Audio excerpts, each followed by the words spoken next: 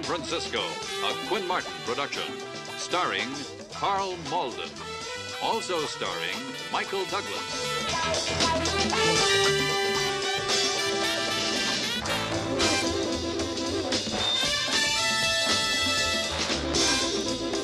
With guest stars, Peter Strauss,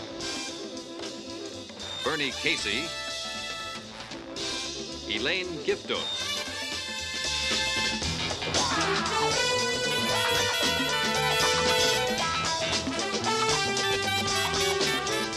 Tonight's episode, Time Lock.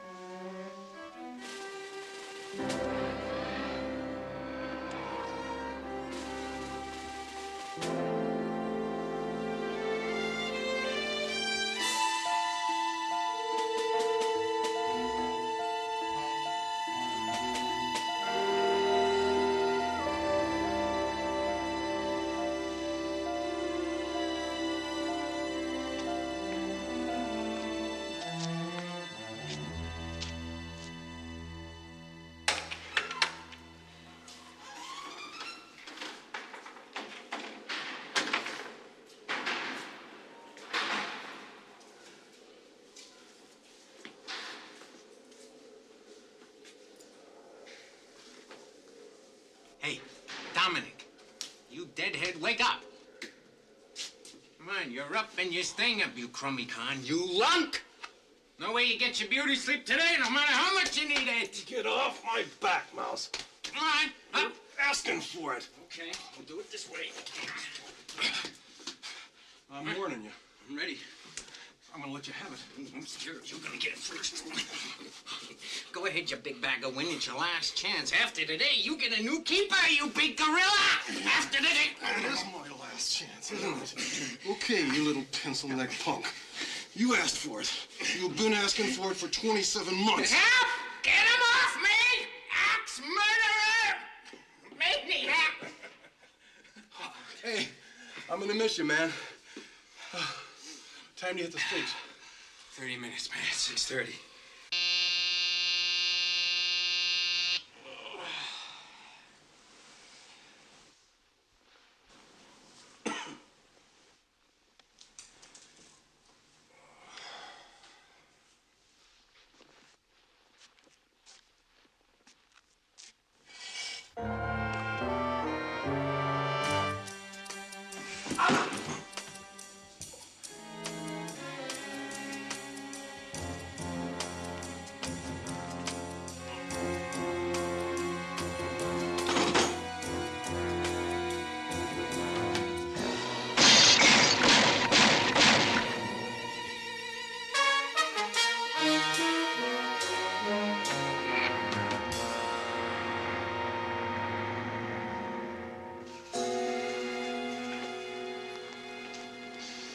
California Human Resources Development wants this work furlough program to work, Jepson.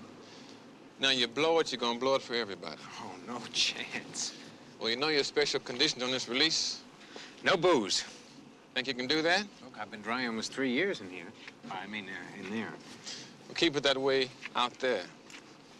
Your wife coming to pick you up? No, I kind of wanted to get the job first and surprise her. You know, be able to tell her I'm out for good. Yeah. Well, HRD has a list of 5 interviews for you. I think the best one is Herman's Boatyard. They have a policy of hiring parolees, but you don't see them until this afternoon. All right? Now, it's your job to make all the interviews or any other leads you might have. Newspapers, friends, whatever. Yes, sir. Bobby, you got 32 hours. Use them. I will. And you get a job, you show us proof of employment by 5 o'clock Friday afternoon, you don't come back here. You dig it? Yes, sir. What do your work credits come to? Oh, 23 bucks and some change. Let me bump it 5. Hey, you... Mail it to me. You don't belong here, Jepson. So lay off the sauce, and let's have no reunions. Okay? Yes, sir. Thanks. Good luck.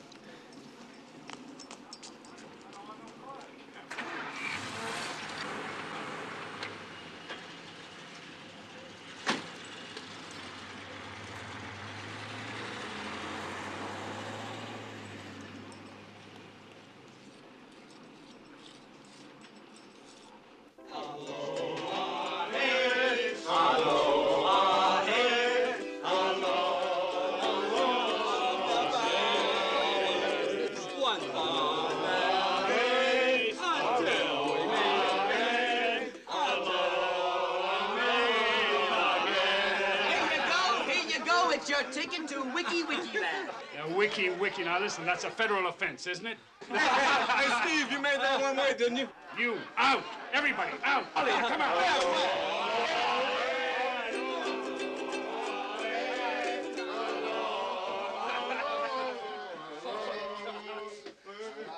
That's a mad group. Were you all packed? Everything but my snorkel. Now, will you get out of here so I can finish this up? What is this? What, that liquor store gig? That's supposed to be on Olson's desk already. Well, I just saw something I wanted to clear up. What are you talking about? Oh, man, you're gonna do it, aren't you? What? You're gonna sit here messing around till you come up with some excuse to stay. Well, you're keeping me here now. Hasidian told me. He told me 6 months ago when you signed up for this charter thing you wouldn't go. Okay, buddy boy, out. He told me this would be what, your 4th deposit in a row you lost. You know how much money that is? Yes, I've got an idea how much money that is. Whose paycheck do you think they're pulling it out of? The mayor's? You know, you're really a character. You don't trust anybody with your city, do you? My city? What are you talking about, my city? You know what I'm talking about. It's the truth. You don't take 10 minutes for lunch. How are you gonna go take 10 days sitting under a tree? I tell you what I'm gonna take. I'm gonna take you apart in just 10 seconds. All right, Lieutenant, that's it. Oh, You come have the on. right to remain silent? Out! All right, I'm coming back here this afternoon, 45 minutes before departure, seconds. and with code 3. 1. Then I am gonna handcuff you to that 3, old lady tour director, 4, and then I'm gonna take that 5, key and drop it right down 6, her moo-moo. See you later. 7, 8, 9, and 10. Get out! Wiki.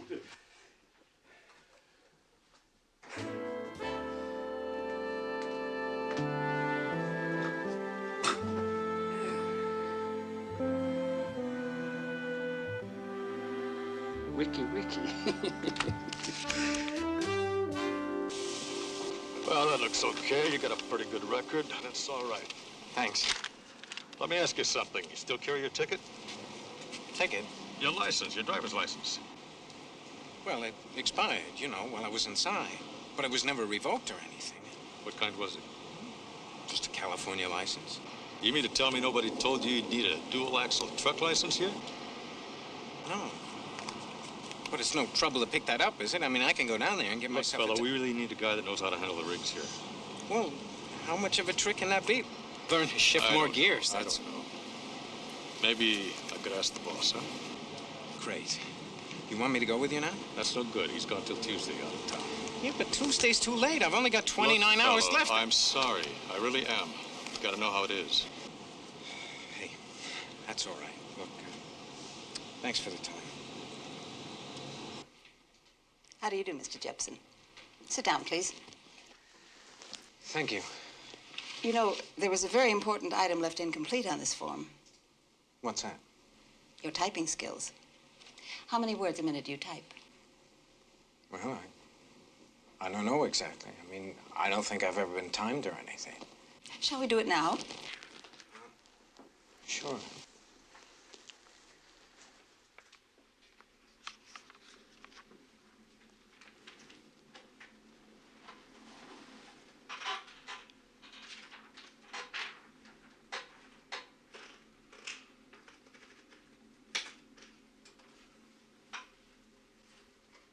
All right.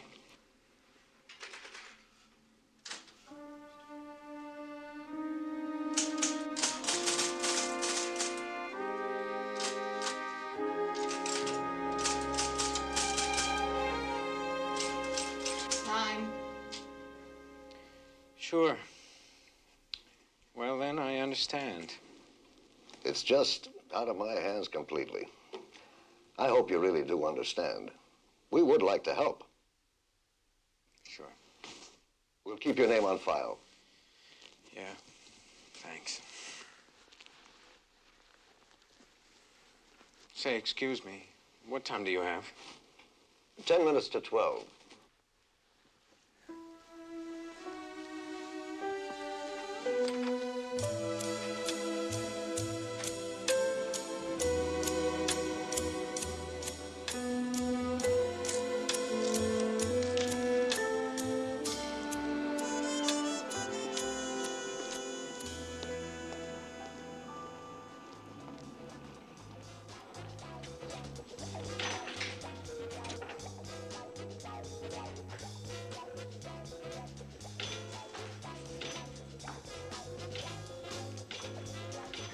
Give me a shot of rye.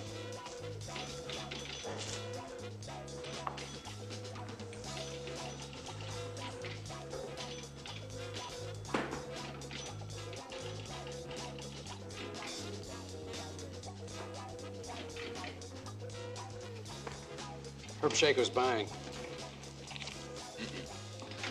What's the matter, buddy? I just want to talk to you for a minute. Some other time, maybe. I got an appointment now. Hey, that's not very friendly. Shaker, we were never friends. Hey, Jepson. Jepson. Hey, Jepson, just a minute.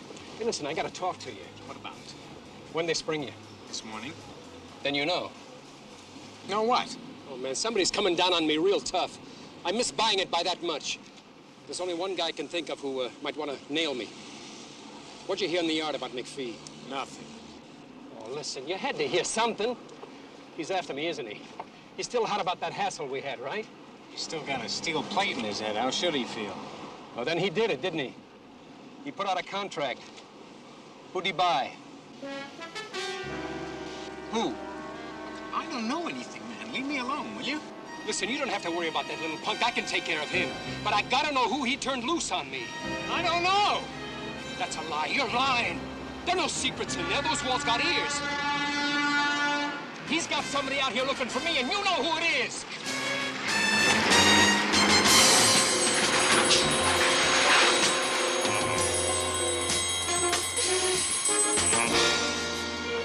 Hey! Where are you going?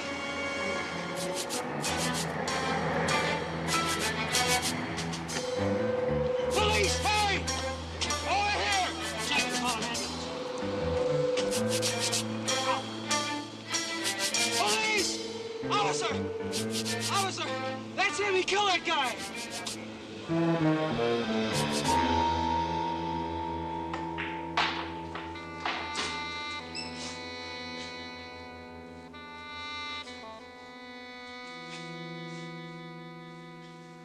Okay, hold it. Stand back, everybody.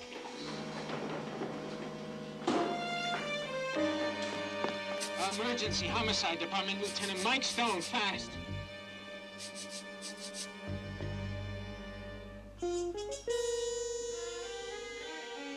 Stone, this is Jepson, Bobby Jepson.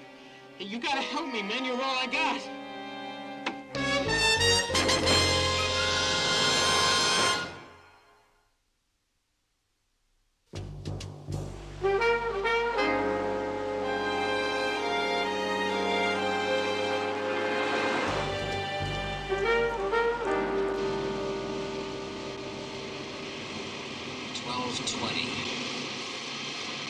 He's been out, what, 6:30 to 12, not even 6 hours. I was thinking about Hawaii. Oh. Look, as soon as we get the report, let me take it over, all right? We'll see. You said his problem's drinking? Was. But the call said he was coming out of a bar when it happened. You think... I'll know what I think when I have something to think about. Christ. Turn on this corner.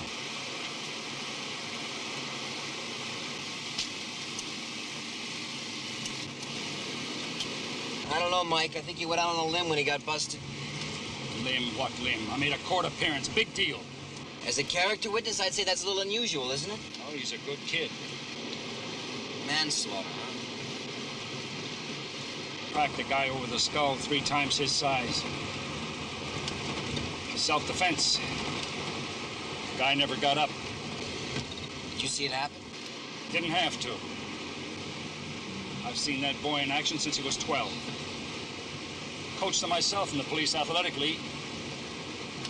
Never missed a game when he was all-state halfback in high school. No way he plays it dirty. The judge didn't agree. Well, it happens. Yeah. Right here.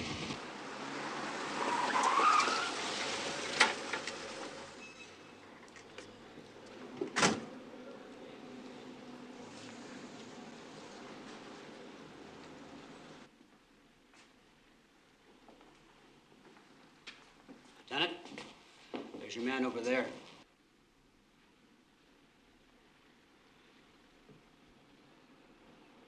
The victim was a guy named Shako.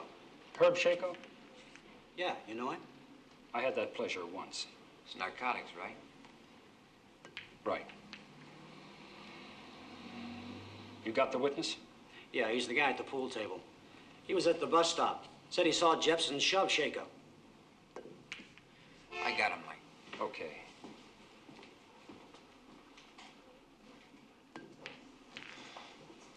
Mike, thanks for coming. Now, what are you doing in a place like this? Mike, listen, No, you listen. Now, you had a condition on that pass. This place or any place like it was off limits. Now, what are you doing? Mike, I never touched a drop, I swear. I started to, but I didn't have to. You can ask him. So what happened? I was starting to leave when Shako stopped me. Wanted to buy a round. You know him from inside? Yeah, a hustler, you know. Look, I didn't want any part of him.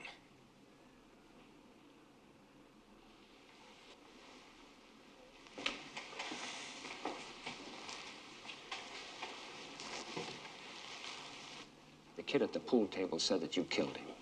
Well, he's wrong, Mike. I know what it looked like, but he's wrong. Sure, I'm sure. What's to miss? There were 6, 8 people out there. Most of them were looking right at these two. Why was that? They were arguing. The dead guy was grabbing the other guy's jacket, asking him for something. What? Who knows? Money. Now, wait a minute. Are you guessing, or did he say money? Okay. Okay, let's hang in with what we know, all right? What happened then? Well, the truck came looping down Embarcadero and zap. Zap. Yeah, he shoved the other guy right into that truck. You saw that? I was standing right next to him.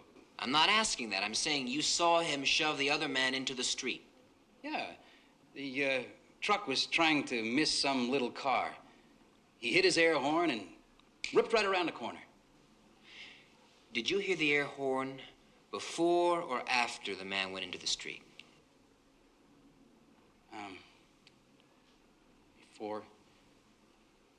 Before. Then you were looking at the truck. Yeah, sure. So you weren't actually watching the two men all the time?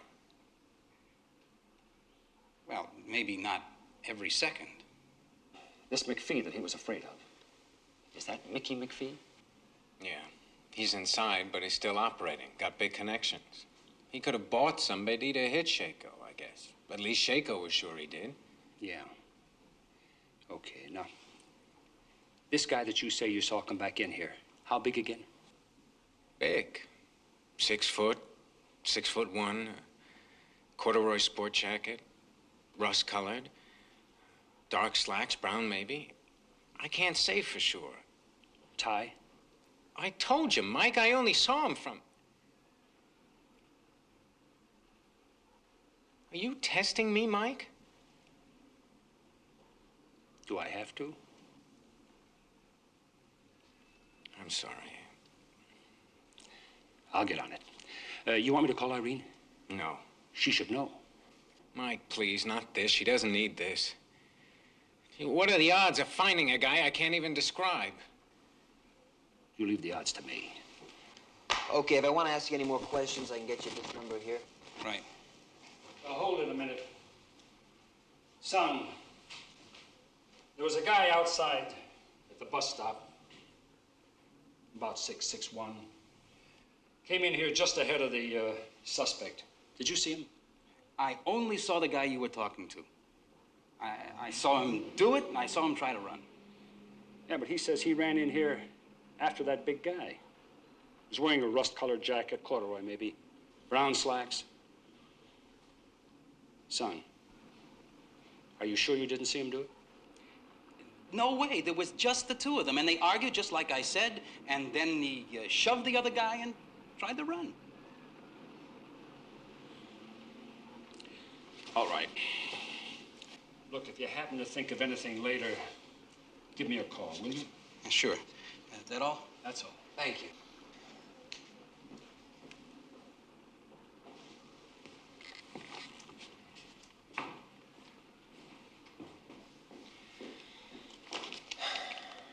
What did Jepson say? He didn't do it. Now, is that you talking or him? I believe him. Well, I just might, too. That witness couldn't possibly have seen Jepson push Shako. Right. His eyes. They were on the truck when he heard the air horn. Good work. Now, who is this guy you're talking about, this big man? Is that for real? Well, he better be. I'm going to ask around. Wait a minute. You got a plane to catch, you remember? I got a job to do. Oh, come on, Mike. You're not blowing another $100 deposit. I can take this. Buddy boy, we're talking about somebody's life. I'll go out and see if I can find the big guy, and well, you hit the streets and see what you can pick up on Herb Shako.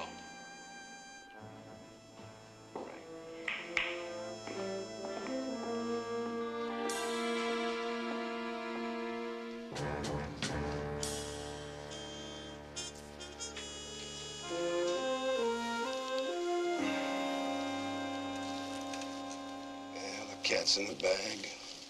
The bag's in the bay. No problems? Not for you. Somebody else, maybe. What do you mean? The bag? Some friend of his is holding it. Who? It's by me. What, do you care? Only thing I care about now is you're hustling some China doll while I'm staring at last month's centerfold. Well, now, that's a problem I can't help you with. I like your style, LeBeau. I really do. Send me a snapshot, at least. But who did you know in Q that was 6'1", 160 pounds, about 40 years old, sandy hair, blue eyes, and he had a scar over his right eye, and it drooped a little? You saw him? No, but enough people did to give me a picture. Now, the bartender said that he came in right after Shako hung around, played the pinball machine. Well, then you can get me out. No, I can't. I need more than that. I need the man.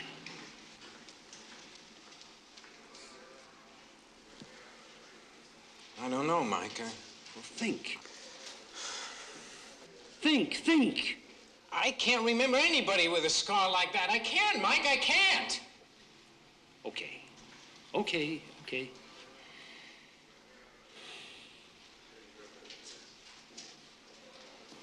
Maybe McPhee can. Are you going up there? Mm-hmm. Yeah. Now, this might take a little time. You want me to have Irene come over? Mike, we've been through that You already. owe it to her. She played it straight for 3 years waiting for you. What'd she put those 3 years in? To see, come back down here and see me right back in the tank? Every time I turn around, it's right back down the tube. I mean, what is it, Mike? What makes me a loser? Thinking like one. Now, you hang in there. You hang loose.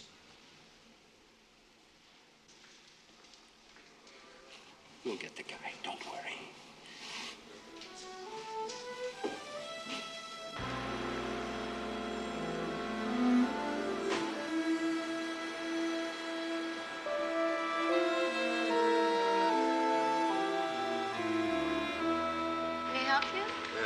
ticket for me, LeBeau. Oh, yes, Mr. LeBeau.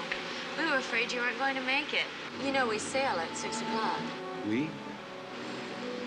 Just a figure of speech, Mr. LeBeau. Now, that's too bad.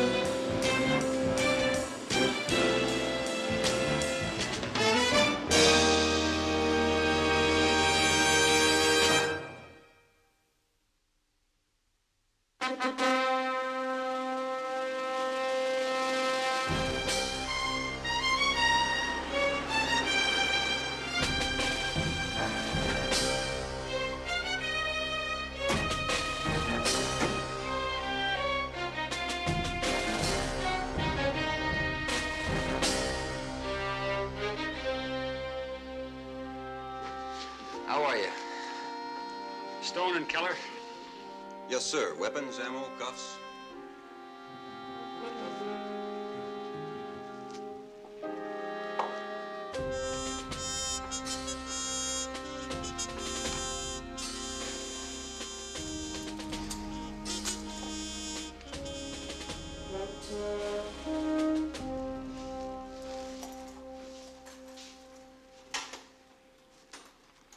Jim Pritchard from HRD is up in records now, Lieutenant.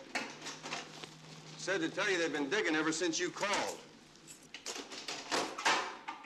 Still haven't come up with anybody fitting your description they could tie to McPhee in South Block. Well, how about seeing McPhee? It's all right. He's in the machine shop. I can take you over.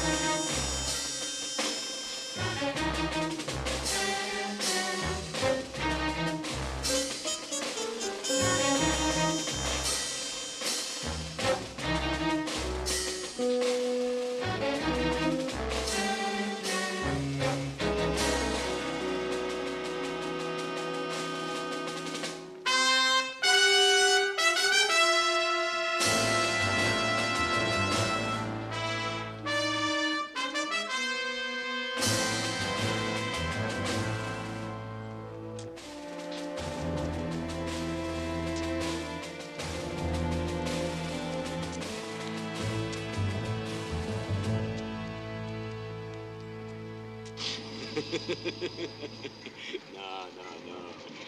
You gotta be kidding. Is that what you came up here for, Lieutenant? To arrest me? Well, the people I talked to outside said you tangled with Shaker when he was up here. You swore you'd get him. Ever have your skull laid open with a wrench? You say a lot of crazy things. You in the infirmary for 3 months. You tried to have him hit twice in the yard, once in the mess hall. You were the one that spread the word Shaker could run, but he couldn't hide. You get around. What do you know about it, McPhee? Just what you told me, Lieutenant. Herbie Shaker didn't know enough to use a crosswalk. Is that really what brought you guys up here? What brought us up here was Bobby Jepson. Jepson?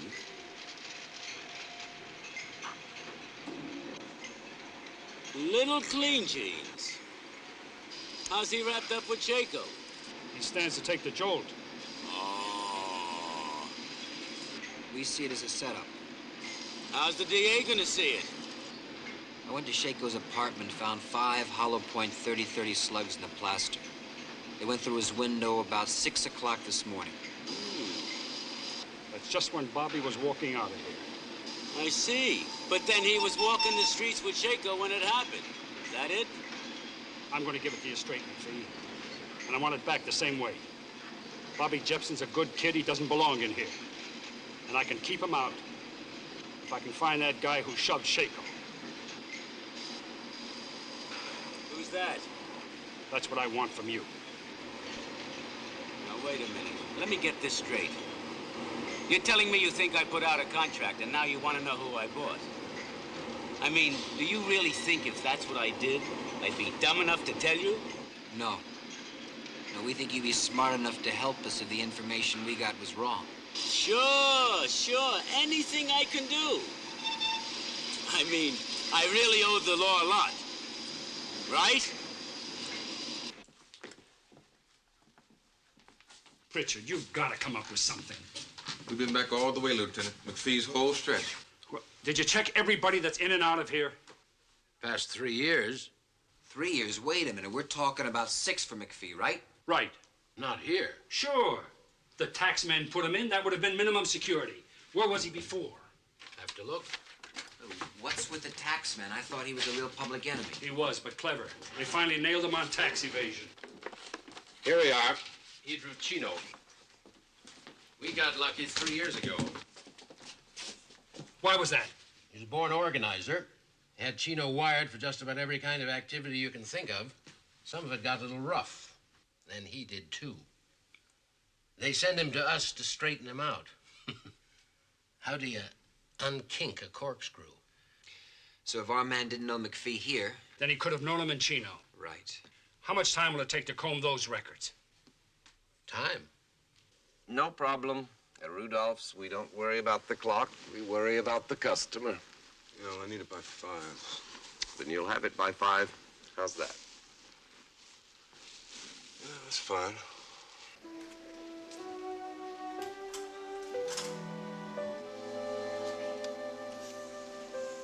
Hello, Irene. Bobby, why didn't you tell me you were getting out today? I was gonna knock on the door with a dozen roses in one hand and a job card in the other. But here we are. Just like every weekend for the past 27 months. Mike Stone said that it was a mistake. Did he tell you it's a mistake that started in a bar? Bobby.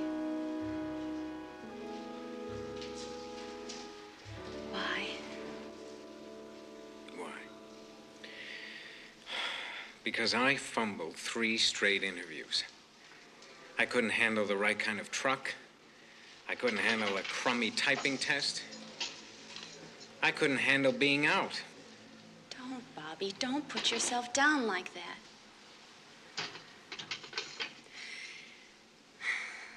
Bobby, you never got to be college All-American, okay? And you're not a doctor or a lawyer or a banker or a teacher. You're just a guy, like a lot of other guys, who live a life without headlines. Who find something that they do well and make their own way. Make a good home for their families. That's all you have to be. That's all I ever wanted. No, Irene. I'll tell you what I am. I just had it laid out on a booking slip what I am. Convicted felon. I've got the record and the social contacts to prove it. Guys like Herb Shaco, who can walk up to me on any street corner at any time and drag me right back into the gutter with him. And that's not where I want you. What do you mean? What I said 3 years ago. Go see a lawyer. Haven't I proved anything to you in all this time? Irene, this charge means a life sentence. Even with parole, I'm talking about 12, 15 years. But they haven't proved anything yet. Irene, they've got a guy who's going to walk into that courtroom in a suit and tie and tell them that he saw a convict already doing time for manslaughter shove another con under a truck. Now, what are the solid citizens of San Francisco going to think about that, I mean, what chance do I have? Well, you've got Mike Stone. And, if it matters, me.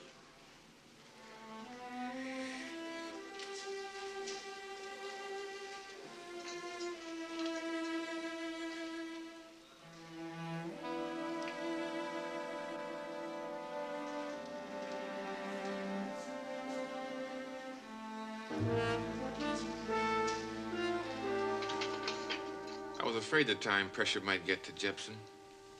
He felt he had so much to prove. But you see, the work furlough program... Oh, I like the program. I just don't like putting a time lock on any man's chance for freedom. When we tell somebody that it all hangs on their going out and getting a job, well, I think they ought to have more than one shot at it. Not have to feel that it's all over if they blow one lousy chance. I'm sorry, you know, I like this kid. I care for him. He had a shot at something once that a lot of us dreamed about. You put a ball in this boy's hands, forget it. He was off. Nobody could stop him. You never told me what happened. He get hurt? North-South All-Star game, Coliseum in L.A. I flew down to see it. Clean play. But you could hear that leg snap all the way up to the 65th row. Broke his spirit too, huh? Completely. All those good moves on the field, and just like that, over. Nothing. Nothing but bad ones off the field.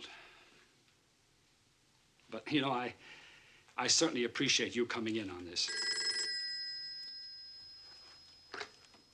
Records, Jensen. Right. What have you got? 3 years ago, July? Could be our man. Are you sure about that scar? You have to tie him to McPhee. Good. Right eye. Now, look, can you tie him to a Michael R. McPhee? Yeah, Mickey. He's checking.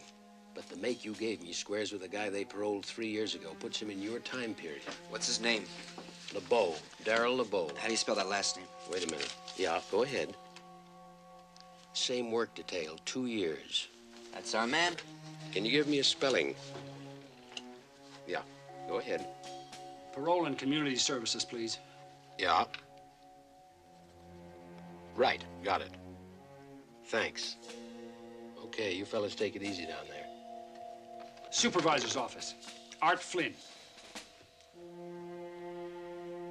Art, Mike Stone. I'm fine, thanks. Listen, I need some information about a fella sent to you from Chino about 3 years ago. Around July. Name is LeBeau. Darryl LeBeau. That's L-E... Capital B-E-A-U. L-E capital B-E-A-U. First name is Darryl, D-A-R-R-Y-L. Thanks, I'll hold on. Say, what chance is there for you to come to the city? Very possible. Well, I'd like for you to tell Bobby that we're onto something. He'll need it about now. Sure. Yes. Yes, I'm here. Well, his parole is up? Well, what's the last known address you have on him?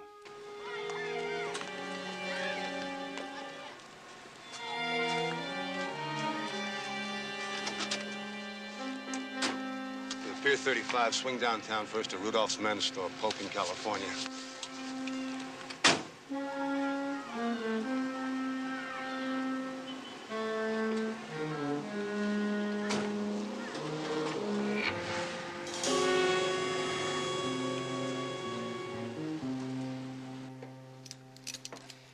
Could you do me a favor? Could you see if McPhee had any other visitors today? Sure, just 1 second.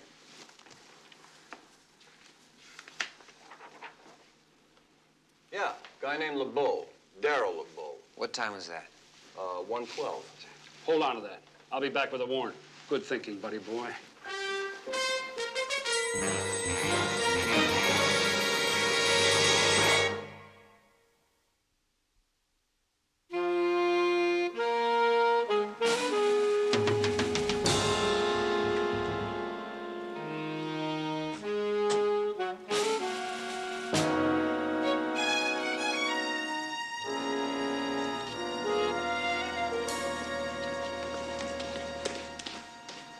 And we thank thee, dear Heavenly Father, for all of thy blessings.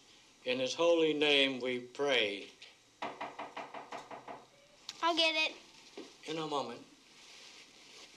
Amen. It's the plumbing, I know it. Probably in number 6.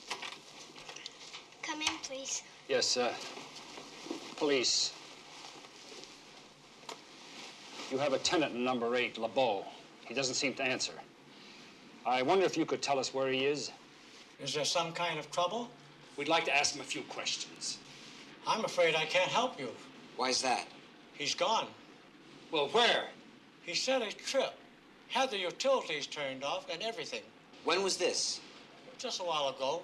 40, 45 minutes maybe. Well, do you have any idea where we can get in touch with him or where he was going? No. He's a very quiet man. Keeps to himself. Well, did you happen to see him leave? No. The big man? Yes, son, the big man. Yes, when I was playing outside. Did you see him leave in his car? He didn't get in a car. He got in a taxi cab. What color? Orange. Orange. That's C&W cabs 555-3323. I'll radio for a search warrant. Right. May I use your phone, please? Certainly. Please forgive me.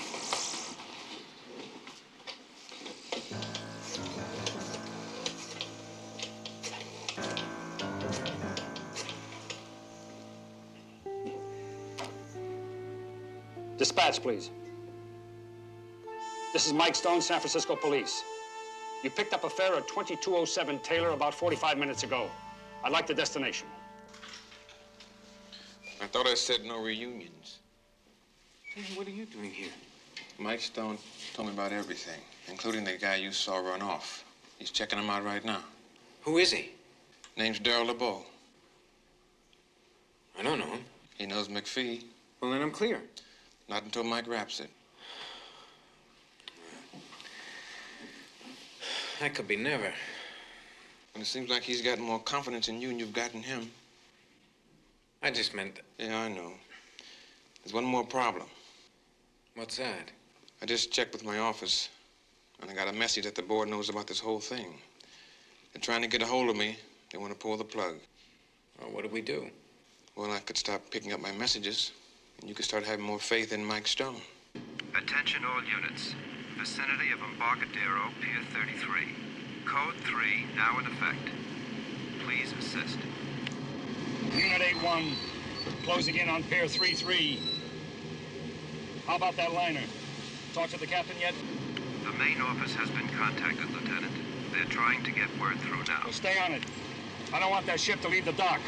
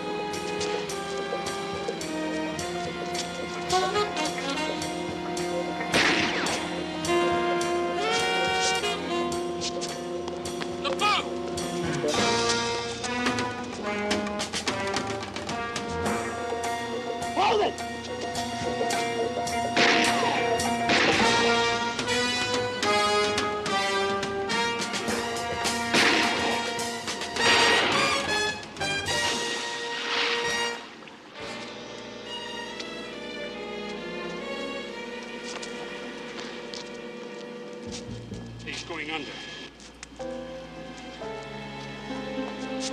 Mike, get an ambulance!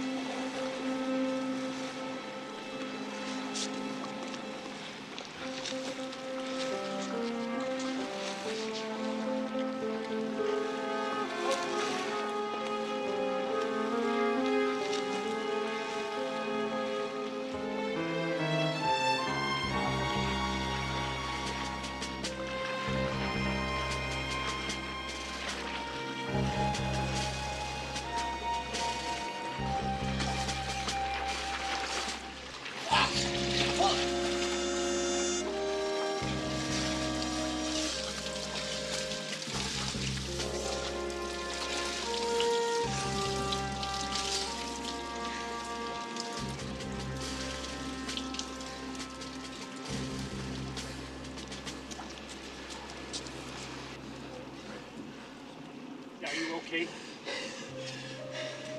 It's like a cold shower after a hard workout.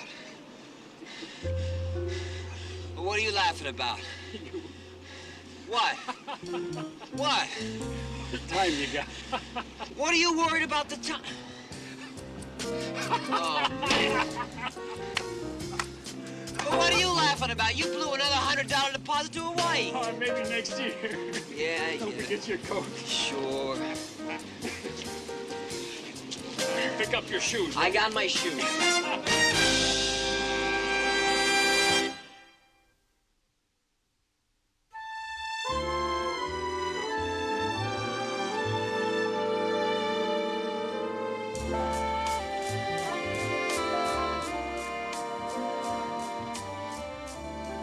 No, I make it 49ers and 6. 6? Yeah. Oh, come on. Dallas hasn't given up 6 points the last 3 games. Well, the Brody on target, no sweat. Don't laugh, it's true. You're one of your boys, huh? Yeah, you bet your cheap watch it's one of my boys. Hey, how long has it been up there? About 15 minutes. 15 minutes? That's a long time. Maybe I ought to go up. I think your phone call was enough, Mike. He can handle it.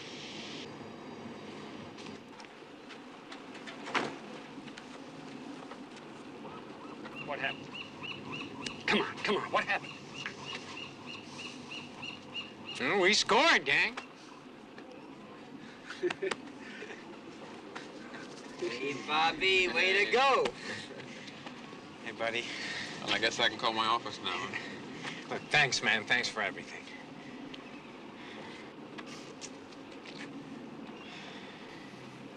Coach.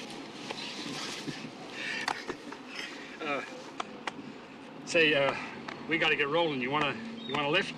Thanks, but they're gonna check me out on the routine. I think I'll just hang in here, too. Thanks a lot.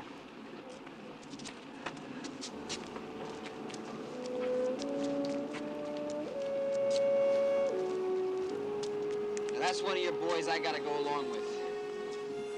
But the 49ers this year, that's something else. Listen, you gonna give me Dallas and 6 points? Yes. I gotta take that.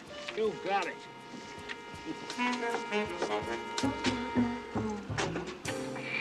Could have had 12. You could have.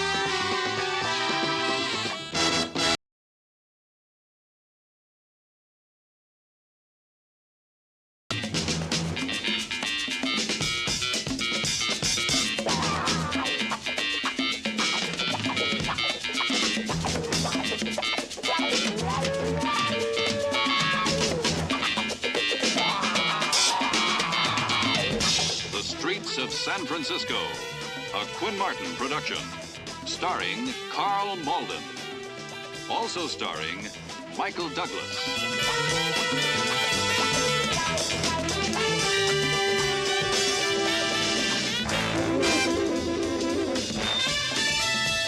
With guest stars David Wayne, Louise Latham,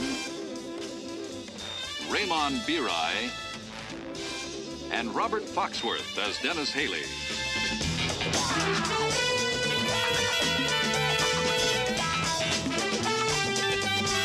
Tonight's episode, In the Midst of Strangers.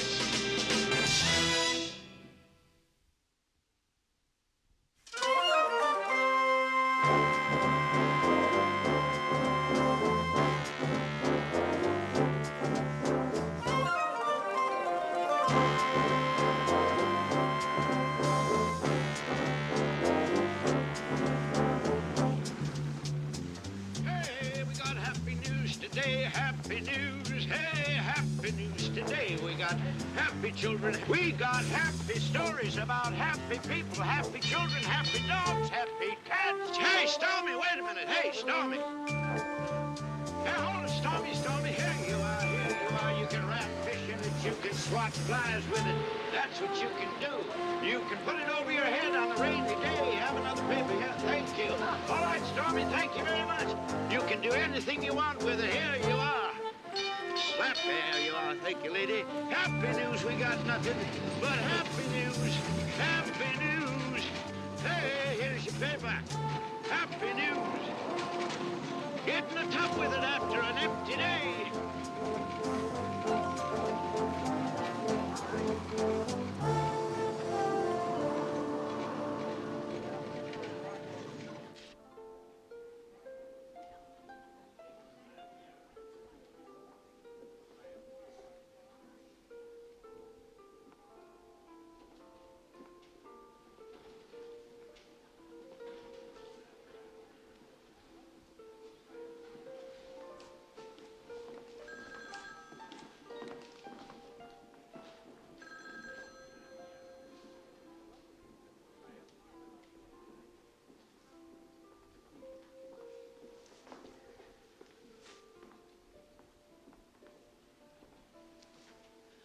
Mr.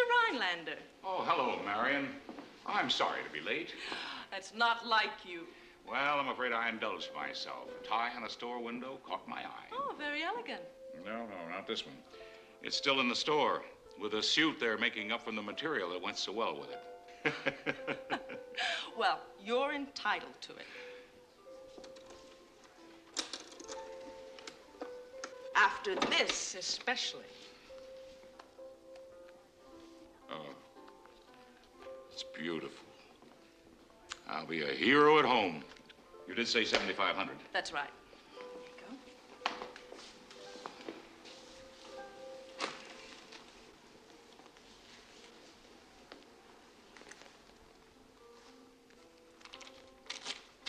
Would you like me to gift wrap it? No. I'm going to take it just like that. All right. Thank you very much, Mr. Rhinelander. Thank you, Marion. I know she'll enjoy it. Well, she'd better.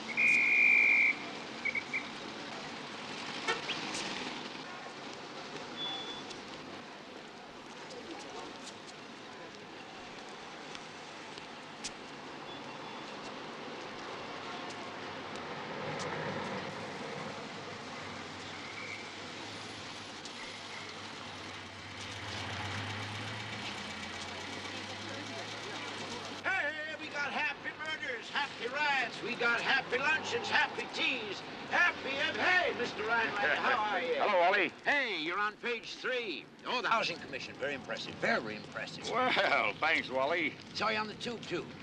Well, what did you think? Oh, you won that debate going away. Going away. Thanks, Wally. Thank you, Mr. Rhinelander. Oh, there's my car. Oh, yeah. Hey, we got happy news today. Happy news. Here you are. Paper here. Here you are. Hey, we got happy news today. Happy news. Hey, happy news today. We got happy children, happy dogs. Happy dogs, happy children, happy. There you go. Thank you very much. Happy news. Hey, here's the paper.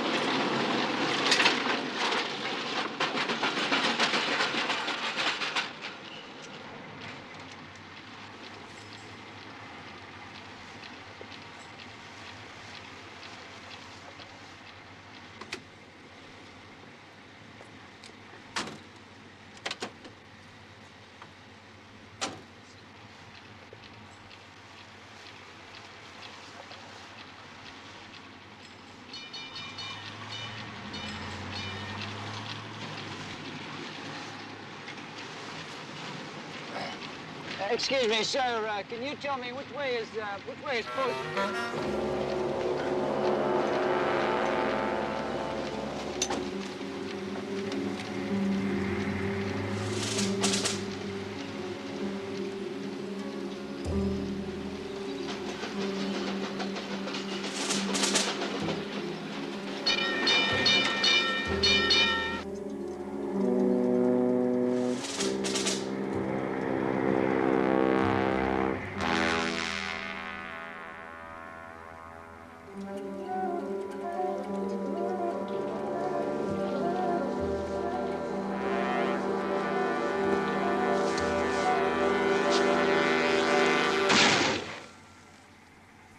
Let's get him out of here.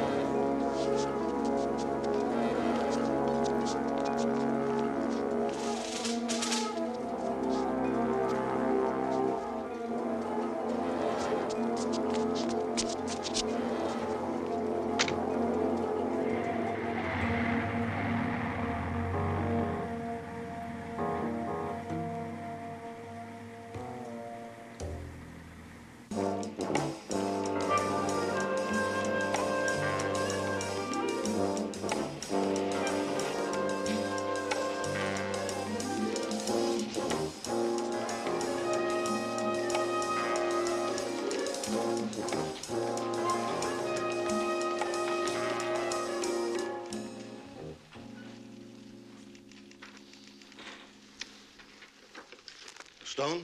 Yes, sir. You're the one that solved that cop ambush last year, that's right? Well, there were dozens of us involved in that case, Mr. Skolimowski. The mayor wants you on this one, Lieutenant. And, what's his name, your partner here? Well, this is Inspector Keller, Steve Keller. Keller. Mr. Skolimowski. Mayor wants you both to accept full responsibility for this thing so that nothing gets lost between desks. Got it? Yes, sir. Yes, sir. I'll tell you, I have had it with these political assassinations. You don't like somebody else's views, you get a gun and you blow them apart. Maybe the Doomsday Boys are right. Maybe this is the end of the world. You got it pegged as assassination already? The mayor does. Rhinelander's been a broad target for over 2 years. I can't remember the exact date, but ever since he took over control of the Low-Cost Housing Commission. Maybe it would help if we could get a complete report of his public appearances, statements, press conferences, a complete record. You got it. Anything else? Time. I can't give you time. I figured. Anything else? Yes, sir. What do you think?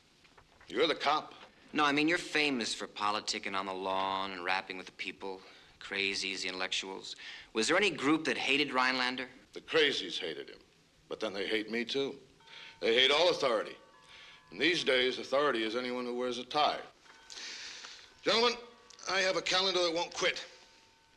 Thanks for coming in. Keep in touch.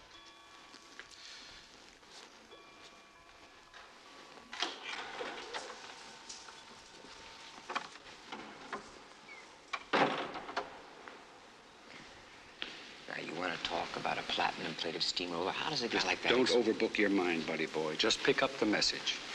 He's the boss, you're the cop. Came through loud and clear. What's his name? You like that, don't you?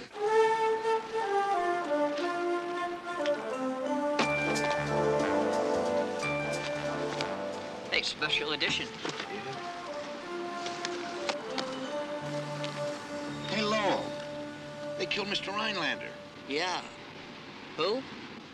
Mr. Rhinelander. He was standing right here yesterday, where you are. He handed me a buck as usual. No kidding. What do you know about that? Here today, gone tomorrow.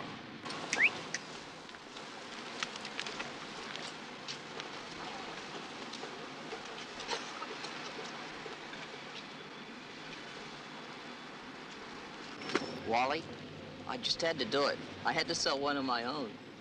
You're taking my place, aren't you? You might as well jump in and see if you can swim. Hey. Hi. See that? Yeah. Cop friends of mine. Bet they're on the case. Yeah?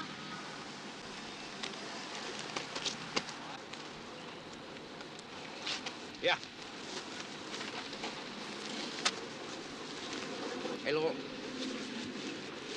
I'm going to leave you in charge for a few minutes. Oh, well, don't worry. I can handle it.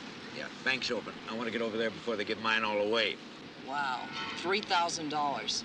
I wonder what it'll be like to have all that money in your hand at one time. Yeah, me too. I wonder if three big ones feel any different than a lot of little ones. I'm not too familiar with stuff you can fold. The stuff that clinks is what I know about.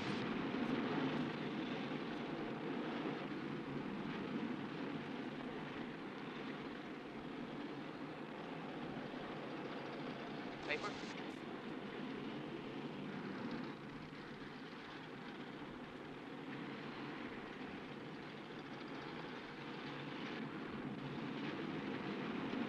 It is so obvious what you're up to, Mr. Rhinelander. So obvious.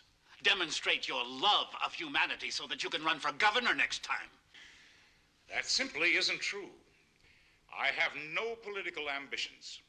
I took this job. You took the job as a stepping stone, and you know it. Now, the fact is that if the city builds this so-called low-cost housing project right next to our district, the incidence of crime will double in a year. How do you know that? No one will be safe on the streets after dark. There are racial overtones here, and I don't like them one bit.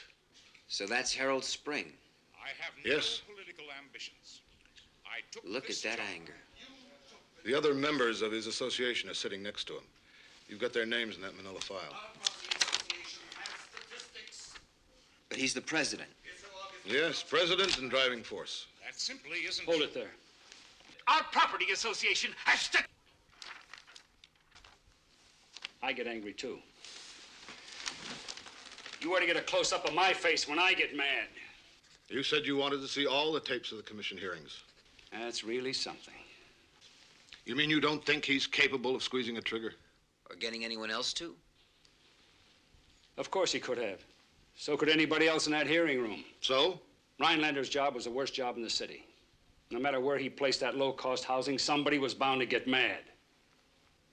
Well? It's too darn easy. You haven't got the killer yet, have you? So what's easy? When you can stand up and shout like he did and get it off your chest. You know, maybe you don't have to kill anybody.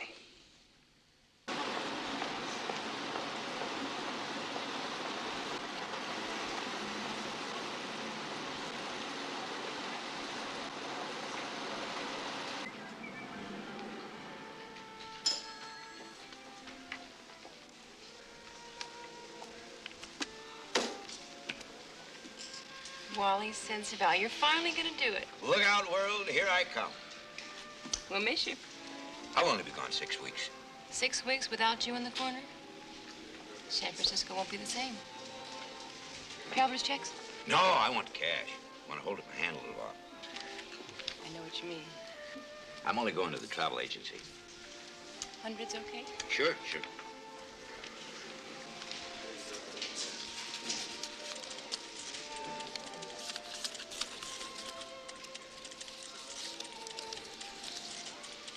$3,000 even.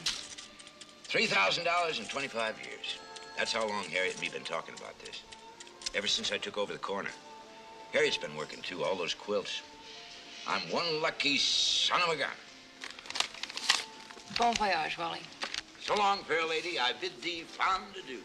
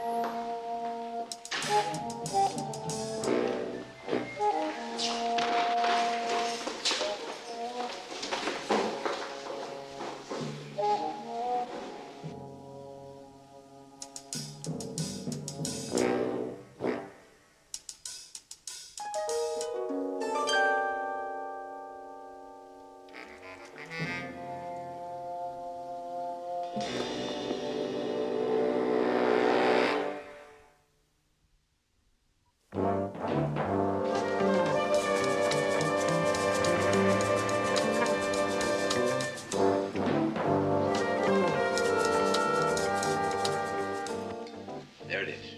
Right there. That's the place. They dragged me away. Yellow for mugging, blue for robbery, red for murder. Where's Mr. Rhinelander? Oh, yeah, red, yeah.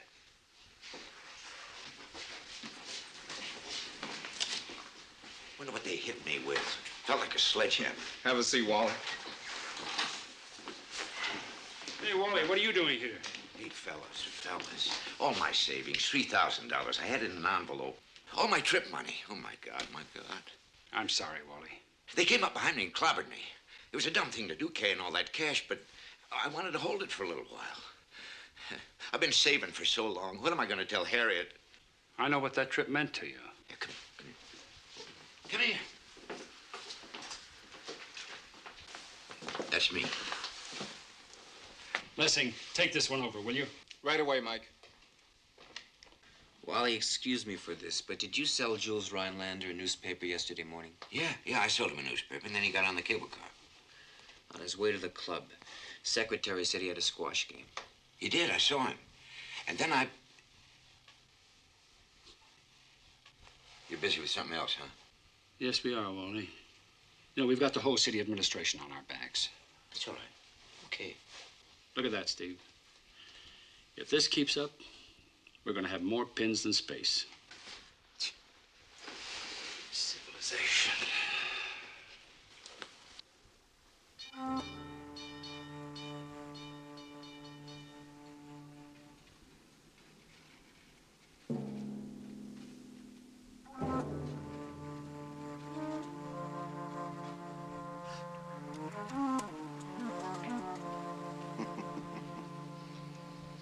Toy soldiers.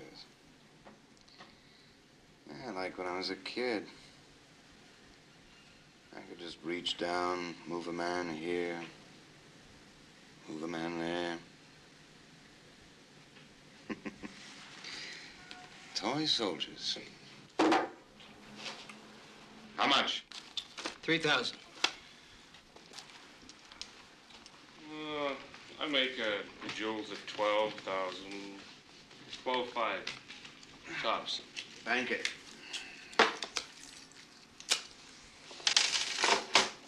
You sure that's the LA box number? Yeah, sure.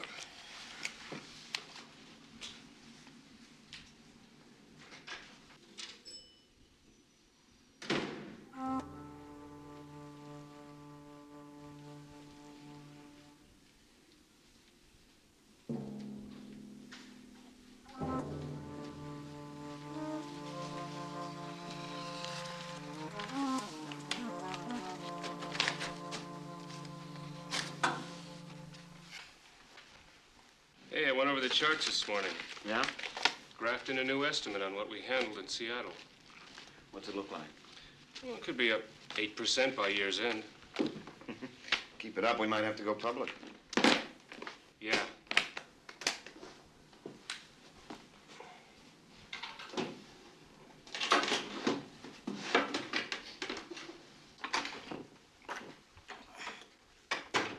Done. Well, let's hope no one knocks off that post office before Wednesday. Well, all told, not a bad week's gross. Yeah, but that's not as good as Seattle. It's a convention. You can't beat a convention. Still one flaw. You never know who they are. Now, there'd be no sweat if he hadn't tried to get away. What was his name? Rhinelander. Jules Rhinelander. Yeah, he was a real macho. Marlon, what do we have in parking garages? Union Square, underground, 2 attendants every level. Well, that's not your best bet. Ah, here we are. Atherton Garage, 5 levels. Hold it. You see something? Yeah, our 2 little friends are back.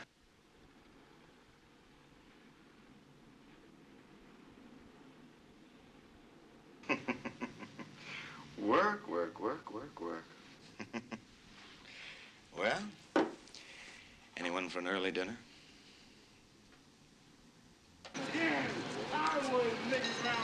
All right. Got that? Yeah. Nice place to watch the world go by. Yeah. Maybe. Maybe somebody was here waiting. You think it was a pro? Maybe. Anyway, that's what Skolomowski thinks. Say, wait a minute. Let's measure the distance now between Gumps and the corner. No, forget it. No. Wait a minute, why? Oh, they're all yellow pins. Look, let's just recreate exactly what happened. There can be more than one what's-his-name around here real quick.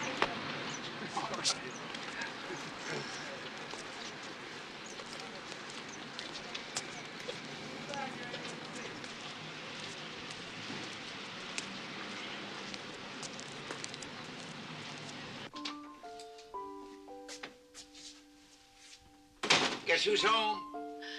Let me see those tickets. Oh, come on now, Wally. Let me see those tickets. Smells good. It's meatloaf. Now, Wally, please. Sage? Uh-huh. Well, I knew you're done. Oh, it's almost finished. Well, you should get 200 for that one. Of course, they'll turn around and get 350, 400 for it. Wally.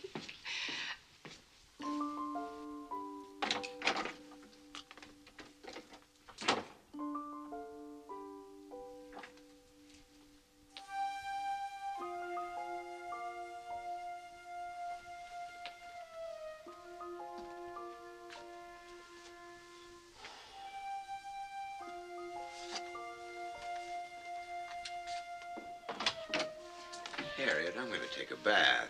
Wally, you just show me those tickets. At dinner, huh? Okay. Oh, you mean and make it more important? Of course, you're absolutely right, at dinner.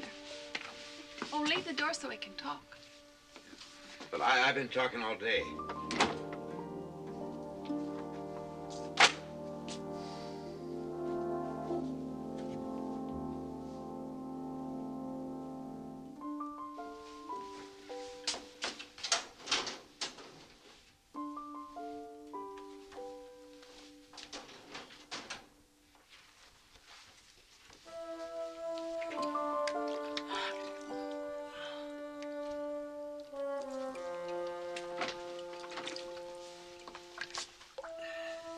Look,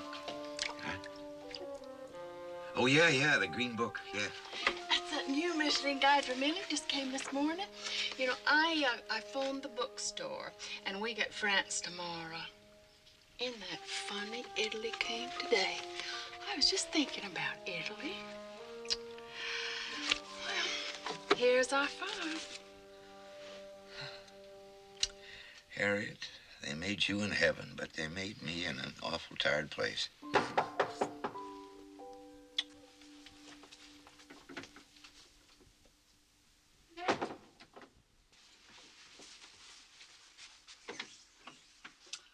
Steve, my, come on in. I'm sensible. How are you? Oh, let me get this quilt out of the way. Mike, look at this. Hey, that's pretty. Beautiful. Thank you. Thank you very much. Wally. Wally, you're dripping. Well, look who's here. Gumshoe and Son. Mum's the word, fellas. Mum's the word. Exciting day, huh? Well, nice to see you guys dropping by, doing Wally, your duty. listen. Yeah. Wally, please. Now, when you saw Jules Rhinelander... Rhinelander, yeah. You saw him? Oh, we always exchange a few Wally, words. please, when you saw Jules Rhinelander, did you have a talk with him? Yeah. Well, what did you talk about? His debate on TV. Debate on the TV? Yeah. And that's all? You're sure? Yeah.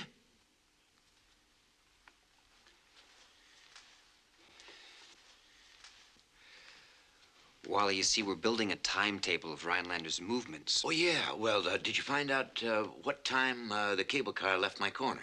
Now, far be it from me to tell you guys your job, but you should talk to the motorman, you know.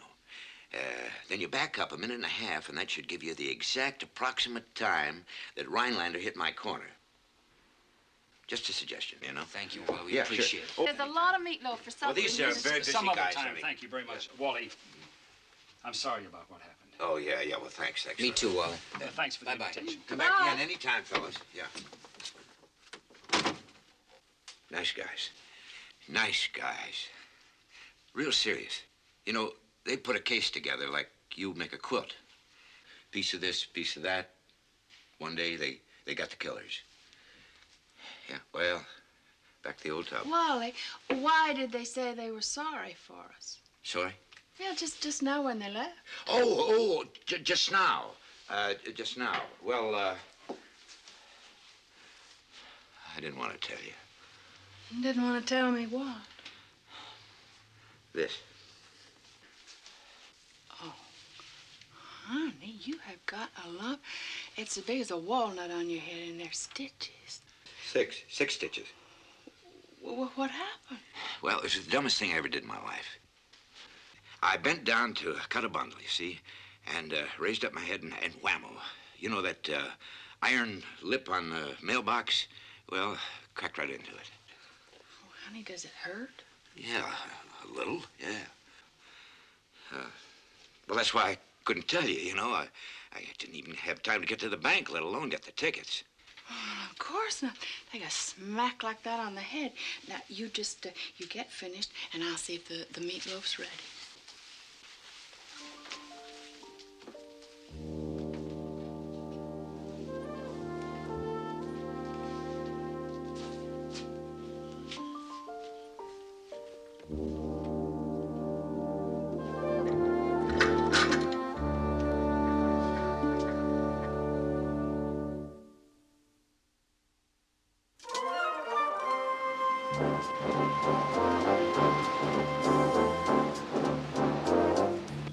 No, I didn't kill him.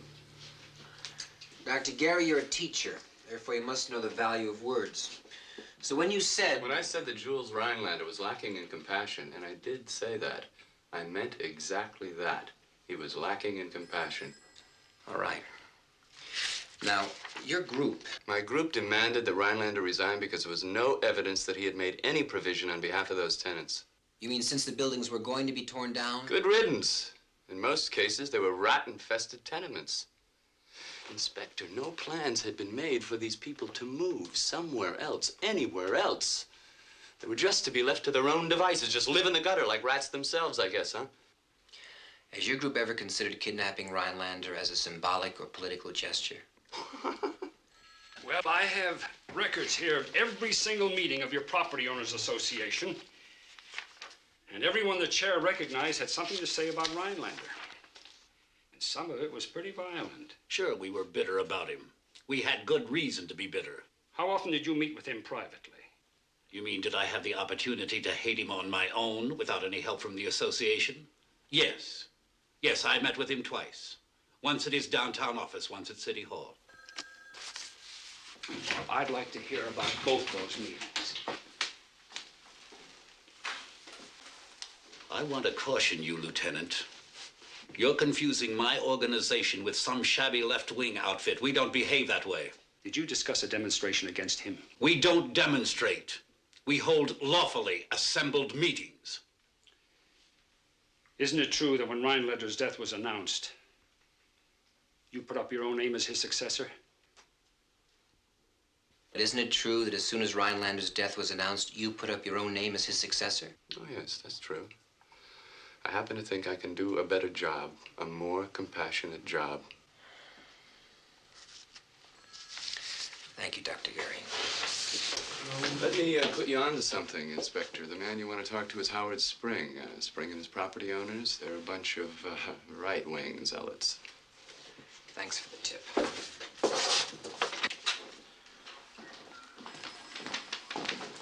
Hello, Dr. Gary. Mr. Spring. Well, it's good to see that our taxes are being used properly. Oh, yes? Well, some of them, anyway.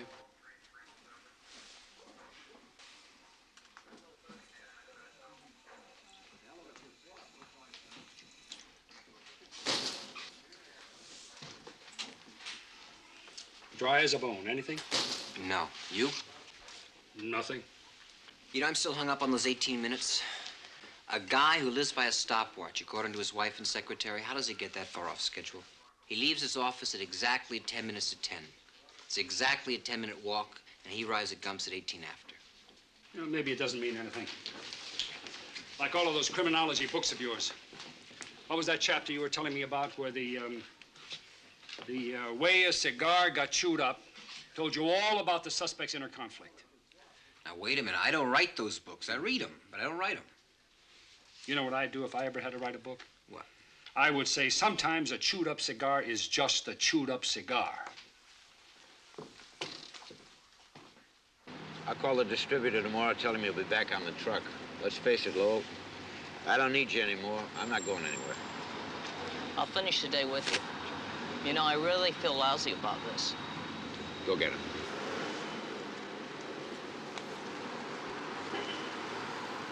Hey, understood. Thank you.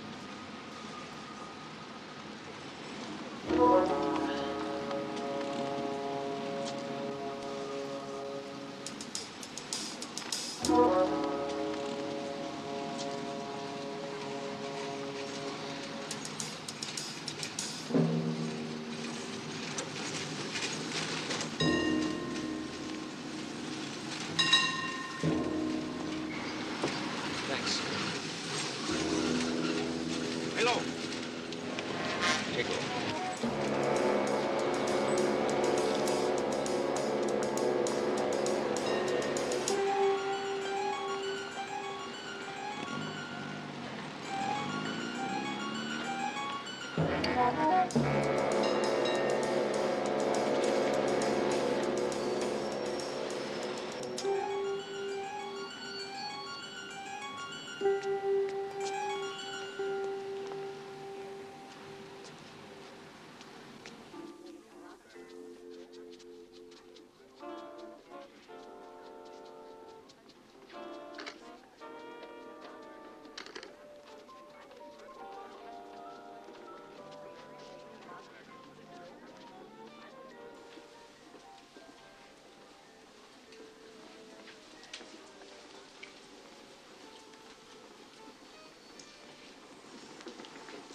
Seven.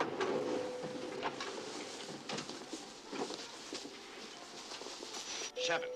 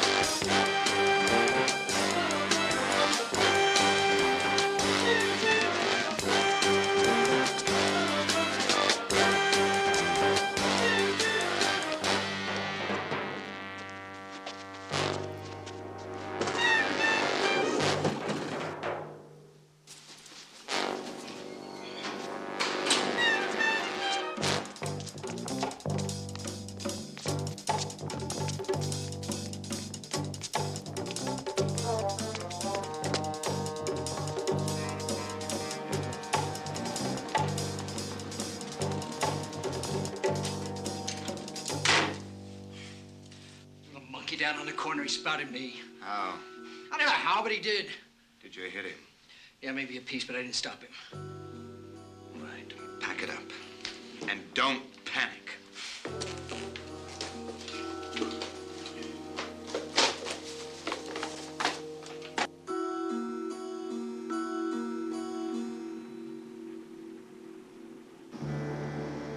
Inspectors 8-1.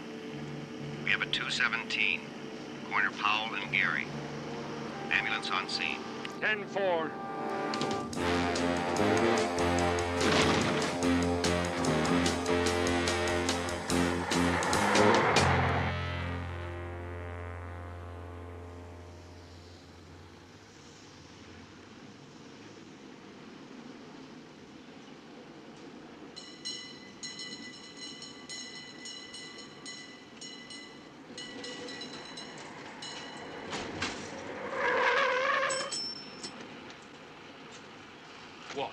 You all right? Hey, you guys. They're in there. The punks that stole my money. They shot from up there? No, in the hotel there. I saw the room. Well, slow down. Who? Well, I stumbled on something, you know. I recognized a shoe, one of those modern fancy jobs. The guys that stole my money. Oh! Just a scratch. Just a scratch. I move fast, you know, hard to hit. Let's get him, Mike. All right, come on, hero, let's go. Oh!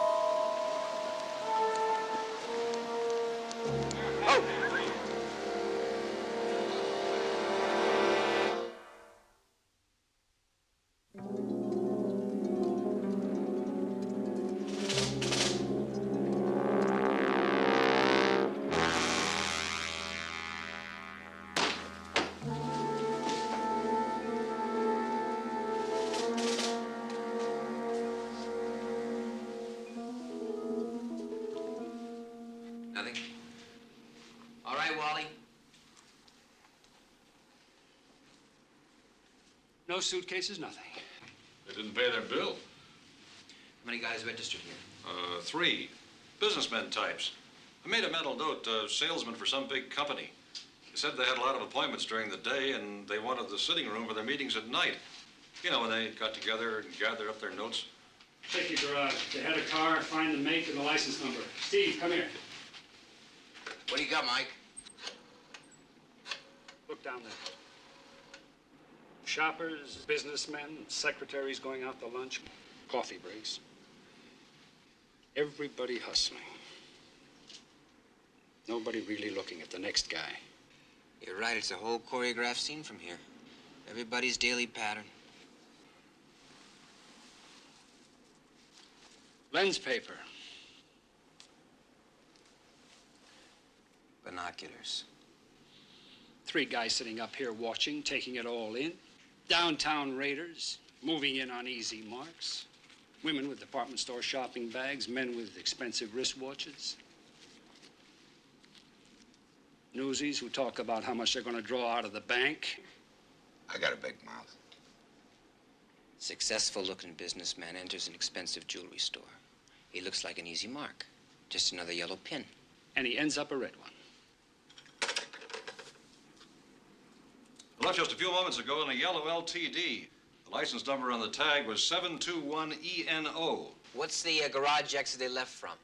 Powell, headed for California Street. And up the bridge. Thank you.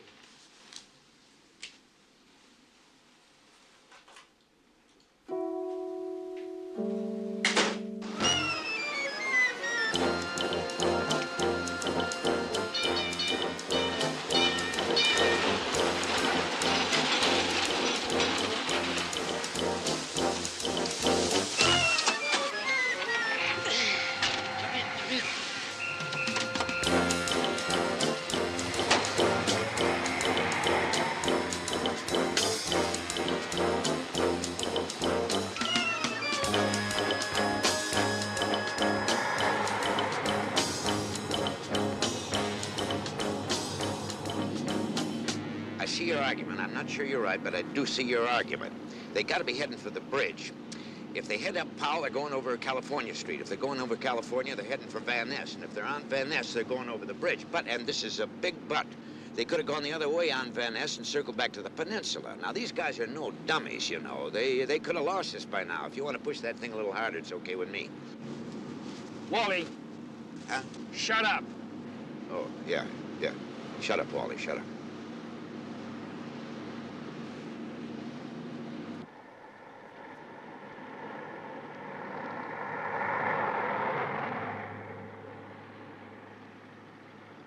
Traffic 27, Rule 1025, Inspectors 81. R1020, Marina and Cervantes. Suspect vehicle, yellow and black LTD, heading west toward Highway 101 to Golden Gate Bridge.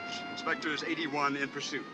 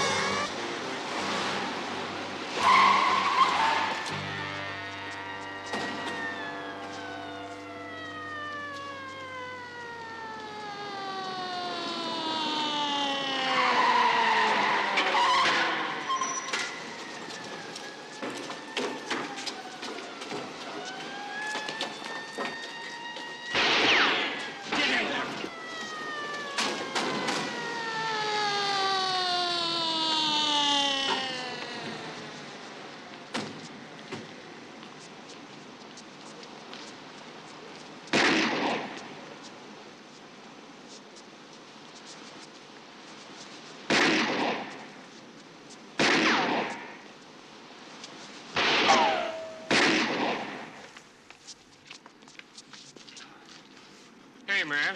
You hold on, man. Just hold on.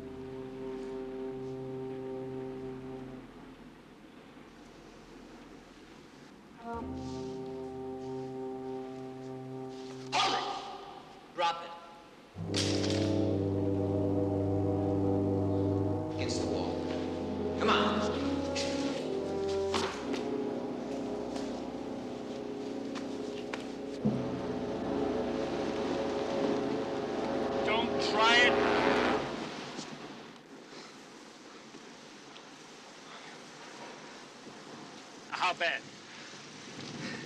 Could be worse. Come on, get up.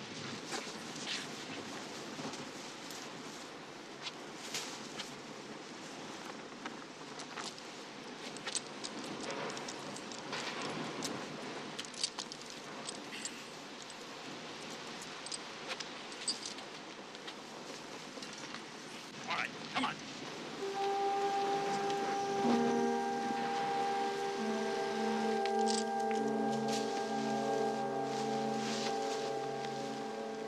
Let's go.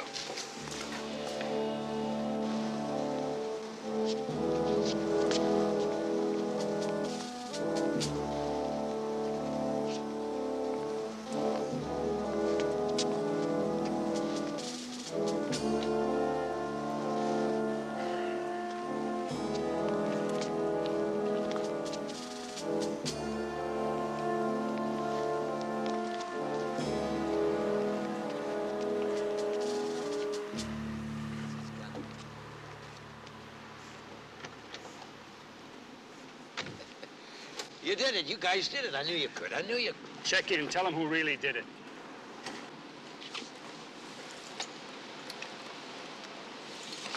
Central Division, this is 8-1. Stone, Keller, and Sensabaugh.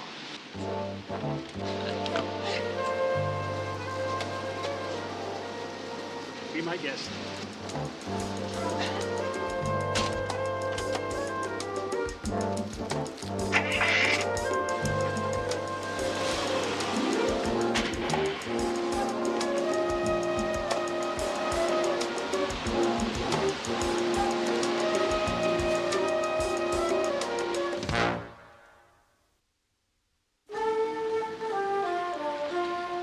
Here we go. Here we go. Ha, ha, ha. Hey. When are you taking off? Tomorrow. Send us a postcard, will you, Wally? First day. No, make it the second day. Harriet and I gotta handle the jet lag. You guys heard about the jet lag? The jet lag. Yeah, I know. Have a good vacation, will you, Wally? Enjoy it, Wally, enjoy. Thanks, thanks. And you guys take care of things, huh? Keep the rain off the rhubarb. Right? Yeah. Hey, we got happy stories today. Happy stories. We got happy dogs, happy cats, happy children. Hey, we got happy finance. We got happy sports. We got happy business. Yes, happy.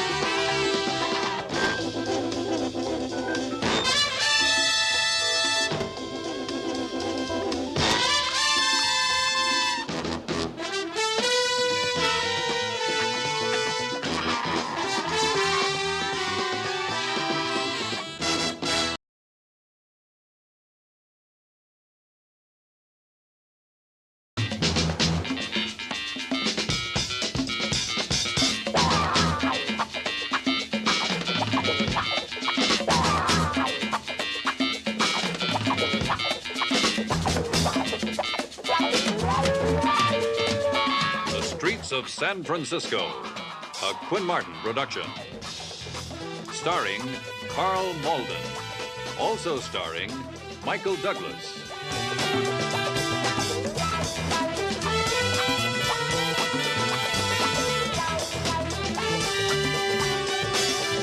With guest stars Harold Gould,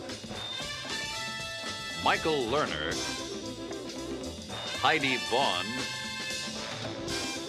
Robert Gentry. Special guest star, Barbara Baxley.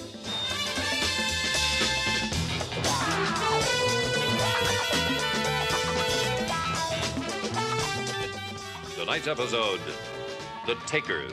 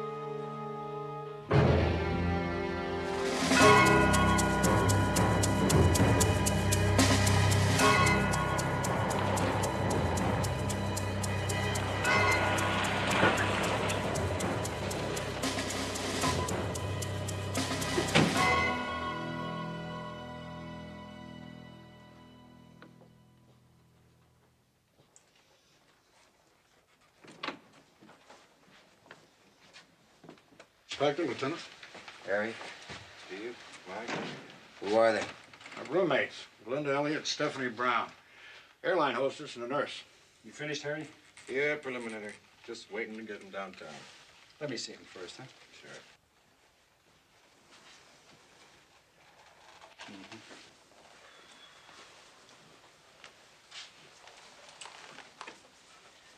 Harry, you got pictures? Got them all. Good. Hey, look like rim-fire 22s. Right. Did you, get the gun? No, I've got a squad outside checking the grounds, the hedges, and the pool. How many shots? 5 in the walls, 13 in the people. 18? 18 shots. Yeah, and all of them were fired from about this spot. Now, they ejected all the shells, and that's what makes me think it's an automatic. A psycho or somebody who didn't know how to handle a gun. Well, what do you think? 2 guns? Or this guy actually stopped to reload? A guy, buddy boy? The 22 is purse-sized. All the misses at this range, try a woman. Well, the motive wasn't robbery, that's for sure. Look at these rocks. Is this stuff real? No, I think it's those new synthetic things. It's getting hard to tell the difference. Anyway, there's still a few $100 here. These would be gone if the killer wanted the money. Anything on the killer? No, it was an in and outer. Out of his mind. Or hers. Well, who got the most attention? Stephanie here. 9 to Glenda's 4. All in the back? Yeah, except she's got one in her shoulder. That would be shot number 1. Well, you figure her as the target? Could be. What time you give it, Harry? Oh, this morning, 9:30, 10 o'clock. Hey, did anybody get a line on this third girl here?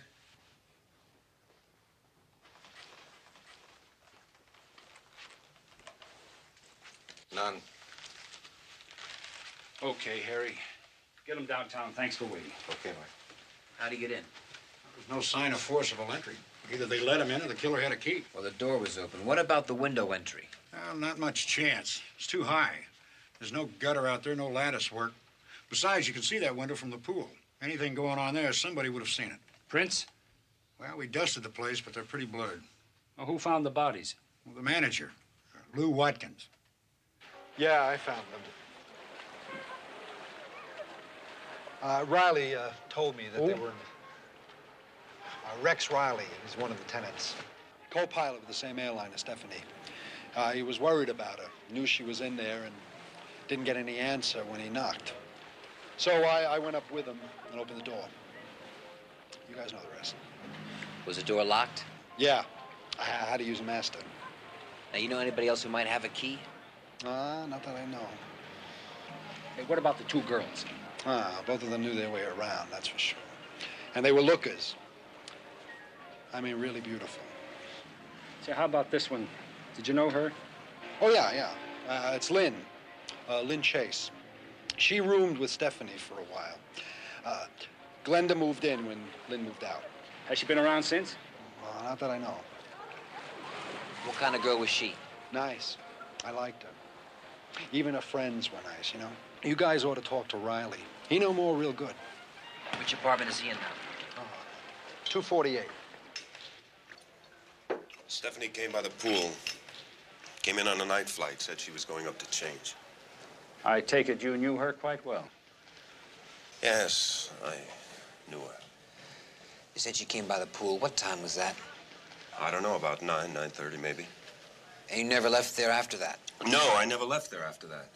I mean, not until I went up after Steph. Ask anybody else out there with me. You didn't hear anything? No. No shots? No screams? No, we had the radio up full. Had to keep everything jumping. So you know who this is? Sure, that's Lynn Chase. She's a stewardess for the airline we work for. Actually, it was Lynn who introduced me to Stephanie. I dated her a couple times, and one night I went up to the apartment, and that was the end of me. End of a lot of guys, I'll tell you. Maybe she was rotten to the core. Who cared? Well, what was rotten about her? She was a taker. A real taker. What's a taker? Oh, you know, somebody who leads you on and tries to get something out of you? Money, a car, anything. That's it. They just take it and it's goodbye, Charlie. So what you're saying is that when you went up to her apartment, Stephanie took you from Lynn? Matter of speaking, yes. Stephanie take anyone else from Lynn? Not after that last guy. Not after Phil Hewitt. Lynn was going to marry him.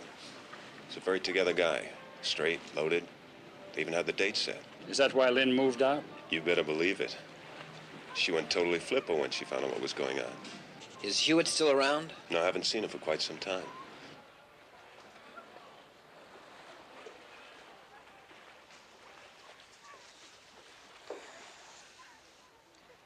Did Stephanie ever give you a key to her apartment?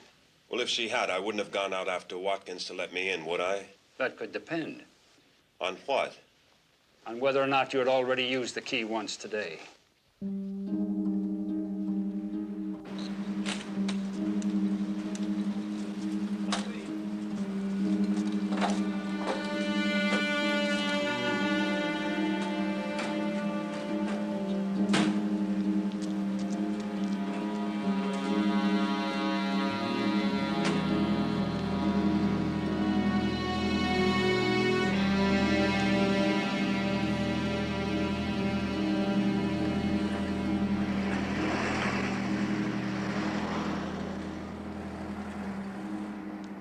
Lieutenant, anything else I can do to help you? Yes, there is. One more thing, Mr. Watkins. Do you own a gun? Yeah, I do. Hey, wait a minute. You don't think I had anything to do with this, do you?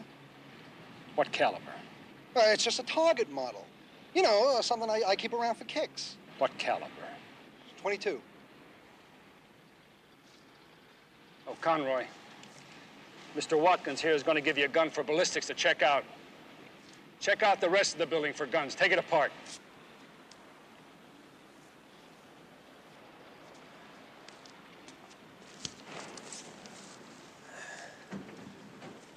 Excuse me, I don't think I can get by. Oh, yeah.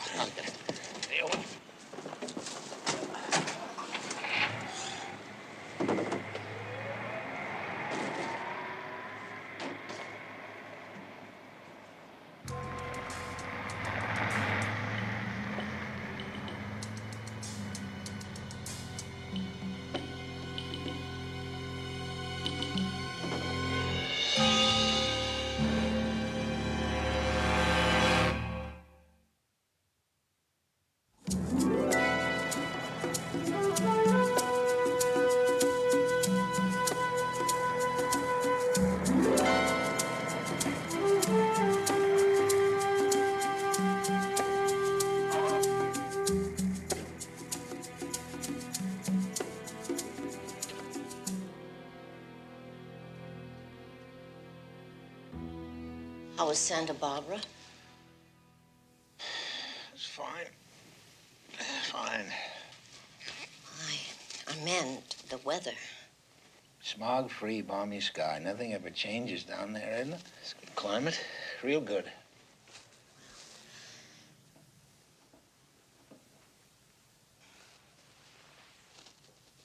Well, the radio said that it rained from Big Sur clear down to the Mexican border. Well, the radio wasn't in Santa Barbara. Were you? I called you at 10:30, Edna. Where were you? Well, was here. Where are you, Edna? Oh, the casserole.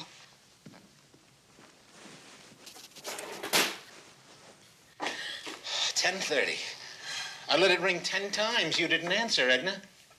You probably dialed the wrong number. I was here. I hung up. I dialed again. I let it ring 10 more times. Edna, where were you? My hair. I was washing my hair.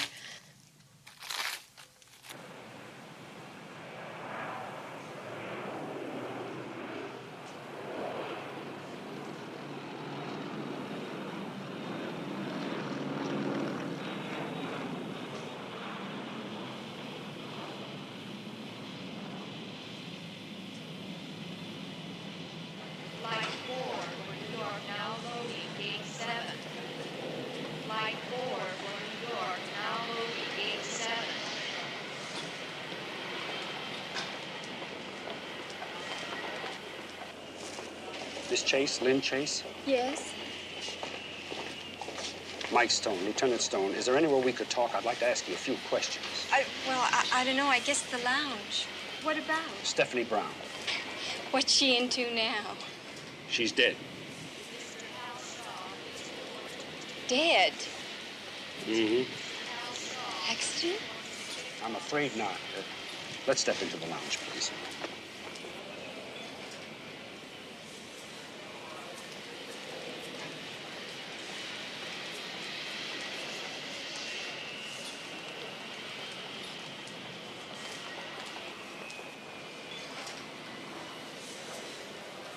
Can't believe it.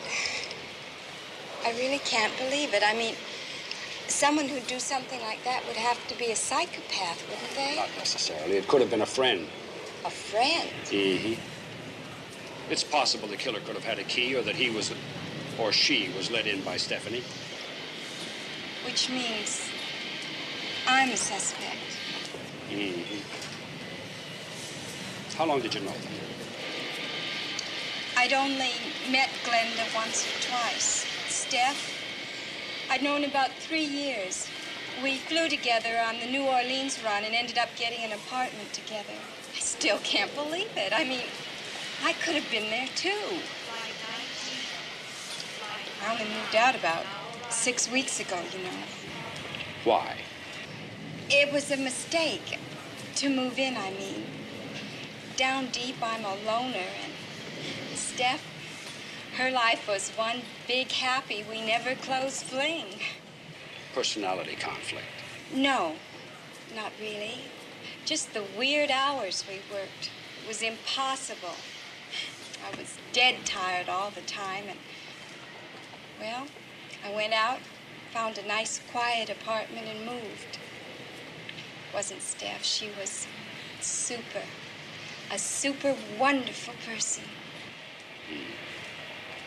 Rex Riley mean anything to you?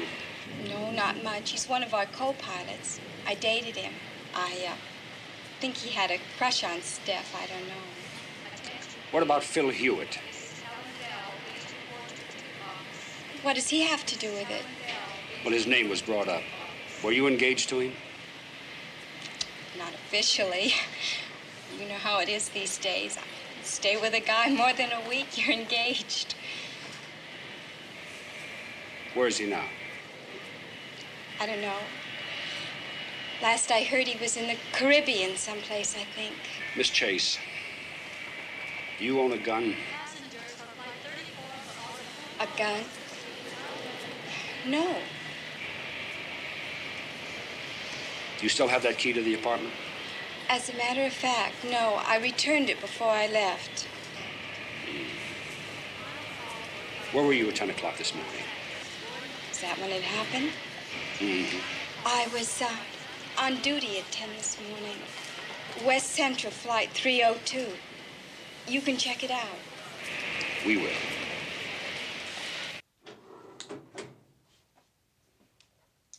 Glenda Elliott. Let me put it this way, Mr. Keller. The first thing a girl like that does when she hits the hall is get a roster of the doctors. And she goes down it one by one in alphabetical order. When she comes to the interns, she moves on. Well, what's wrong with the interns? They're poor, Mr. Keller. They are the church mice of medicine. Is that what you wanted to know? Yes, ma'am. All indications are that the two young women were shot down in cold blood. Informed sources in the police department have stated there seems to be no apparent motive for the crime and no arrests have been made. As for Bay Area weather, rain is expected by Tuesday and should last through the night.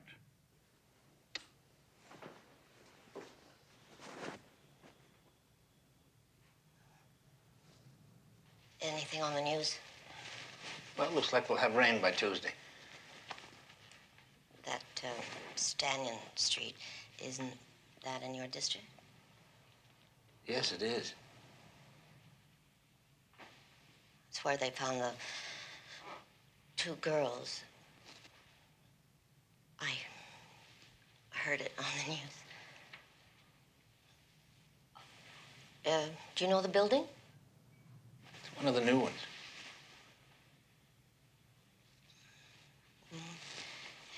Have you ever been in it? Well, Edna, I go in every building.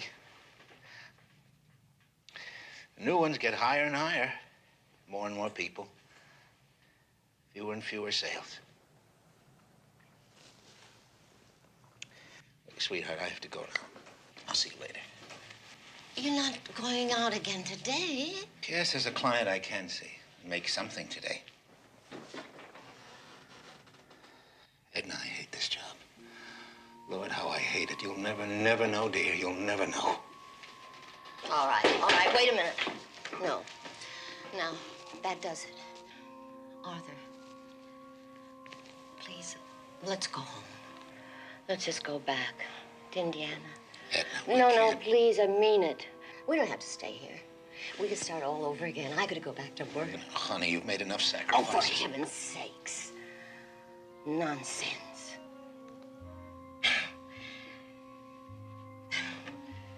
Since when has working been a sacrifice?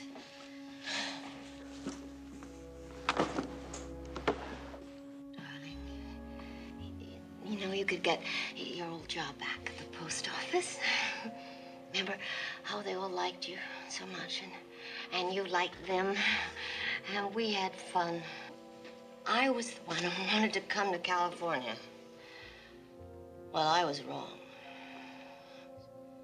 So, please, Arthur, please, let's go now. What about the things, our furniture? The heck with the furniture. We could just send it. You know, if we really wanted to, we could go right now. You know, we could go tonight.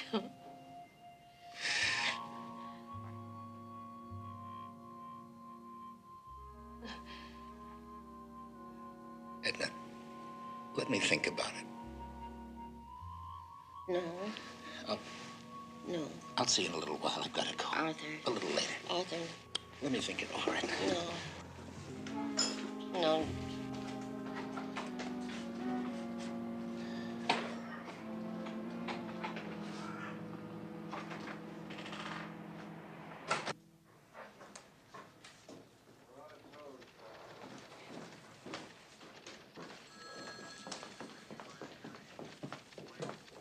Yeah, Flight 302. Lynn Chase. Are you sure? Well, what time did that flight leave? Yeah, I see. All right, thanks. No gun registration for Lynn Chase nationwide. I could have saved you the trouble. She left the airport at 7:20. That would have placed her somewhere over the Rockies when those shots were fired. And I thought I had the motive. Phil Hewitt. Now, wait a minute. That's the guy Riley said she was hung up on, right? Mm-hmm. Read on. Owner of 8 resort hotels in the Caribbean. Married yesterday in San Juan. So you thought when she read that in the newspaper, she pulled out her .22? Well, she had to feel that she'd have been there if it hadn't been for Stephanie. Come on. I'll buy you a cup of coffee. Sejian's checking out the other tenants in the building to see if anything was seen or heard. Nothing yet. 3 guns, none of them .22s. Oh, yeah, Watkins' gun checked out negative. Well, that only leaves Riley then, huh? Yeah. And my feeling is Mikey's telling the truth. You know, at least about those girls being takers. Yeah. What? I don't have any change. Oh, I think I'm just about to be taken. Oh, come on, come on. Too strong. Anyway, about those girls, according to the bank, Stephanie ran $22,000 through her account last year. Glenda topped that with 26. And Glenda had 4 moving violations in 3 different cars. A Mercedes, T-Bird, and a Porsche. Registered to 3 different men. 3 for 4, not bad. Did you get the names? DMV's checking it out right now. Stephanie was 2 for 2. She ran a red light and rolled a boulevard stop. A Ferrari and a Continental. You think one of those guys got tired of being taken? No, I don't think so. I don't think anybody would spray slugs all over just because they were taken for $100. Or somebody borrowed their car for 3 days without telling them. No, I don't think so. Now, you take the nurse. She was playing the doctors, right? Right. Well, they know. They chalk it up to experience. But what if they didn't? They wouldn't use a gun. They got pills, needles. Yeah, Stone.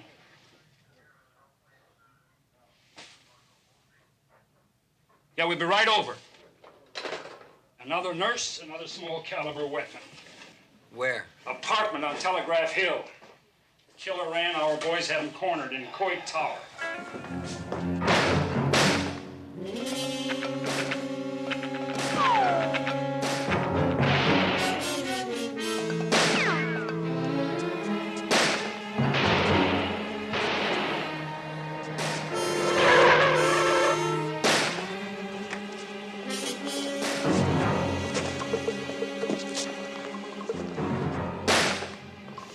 How good is he?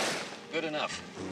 That's a pea shooter he's got up there. Nothing like a 30-06. Yeah, unless he gets you between the eyes. Get back in. Mike. We want him alive, don't we? Come on.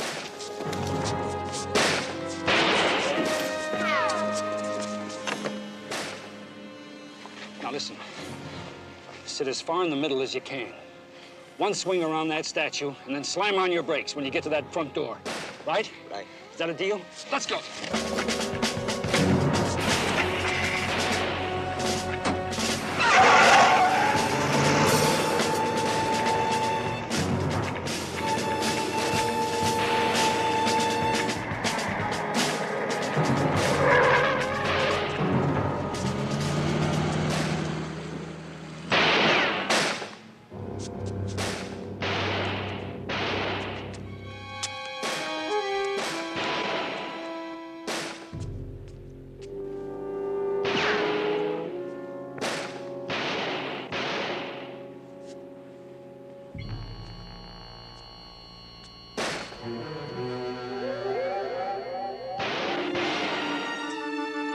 Freeze! Put it down. Get around here.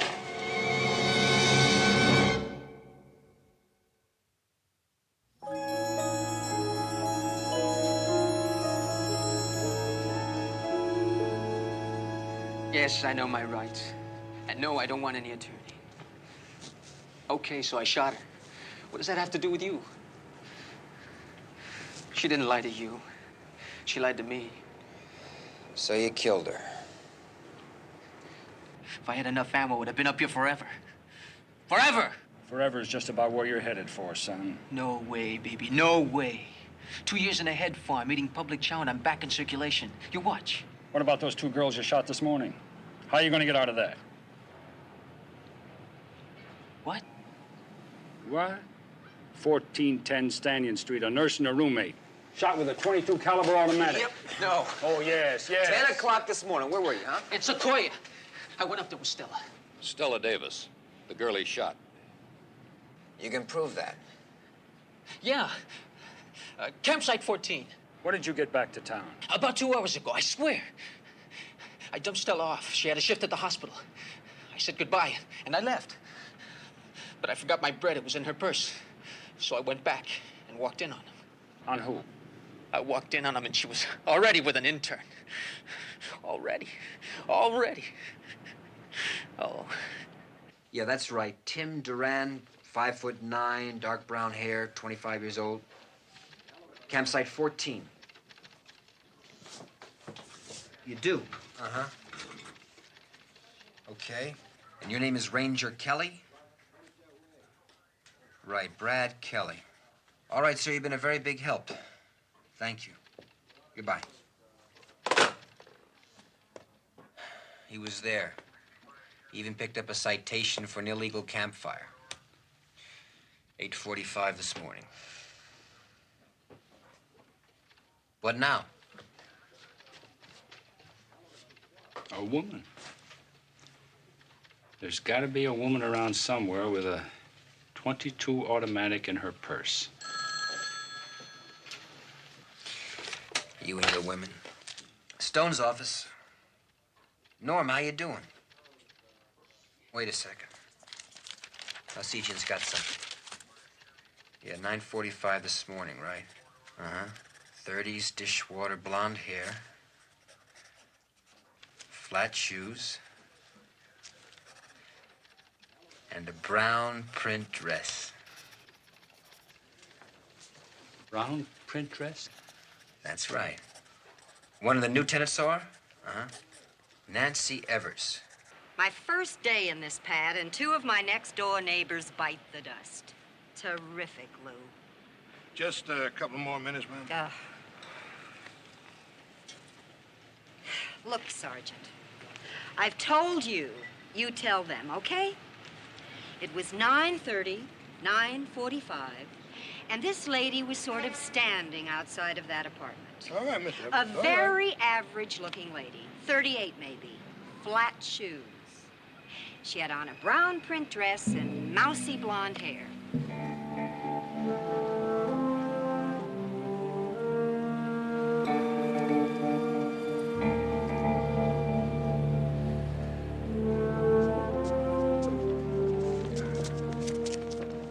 Mike?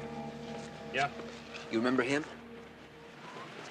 Yeah, he's the guy that had us blocked this morning. Did you see the logo on the bag? No. Jules by Jacques.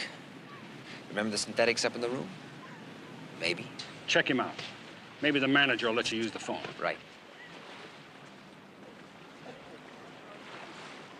Well, Norm, what have you got? What kept you?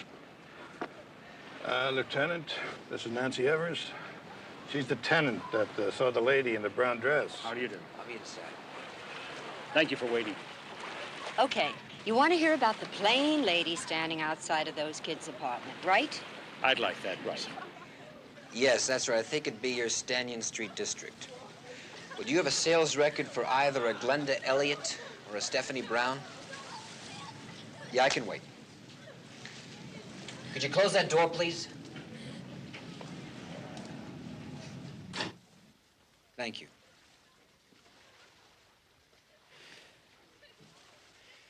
You know that salesman who was going out as we came in? Yeah. How long was he here? Today? Yeah. I don't know. I noticed him when Miss Evers was telling us about that lady she saw. Yeah. Nothing, huh? All right, may I have the name of the salesman for that district, please? Lavery, Lavery. His first name?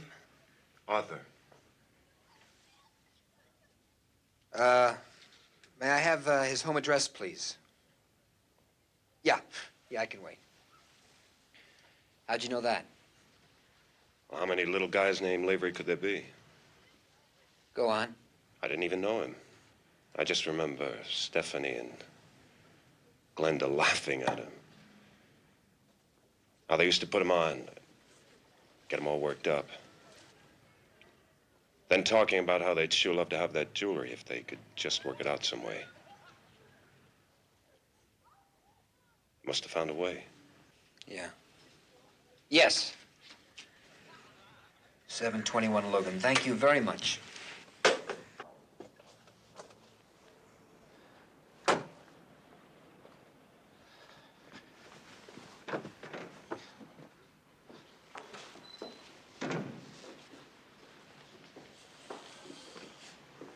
Oh, darling, I'm so glad we're going. I'm so glad. So glad. Edna, what's done is done. Honey, I don't care. I still love you. Listen, I was at the apartment building today. I know what happened now. I know that you were there.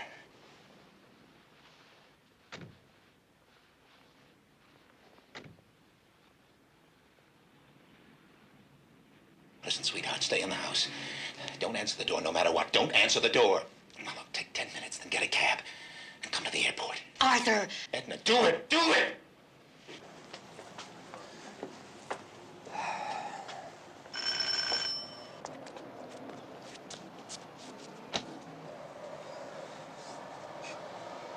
Somehow I think he lives alone. Or with a lady wearing flat shoes and a brown print dress. All right.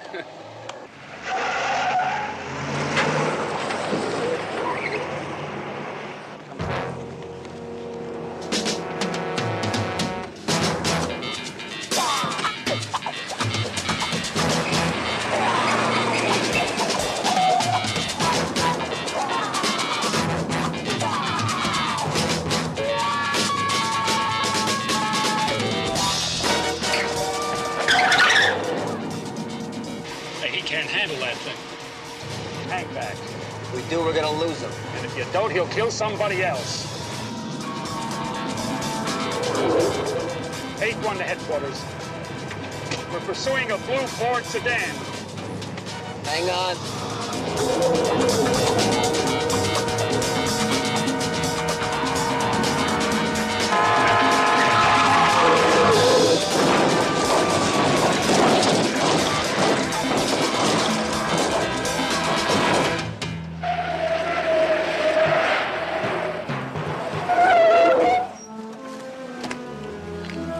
Hey, call an ambulance.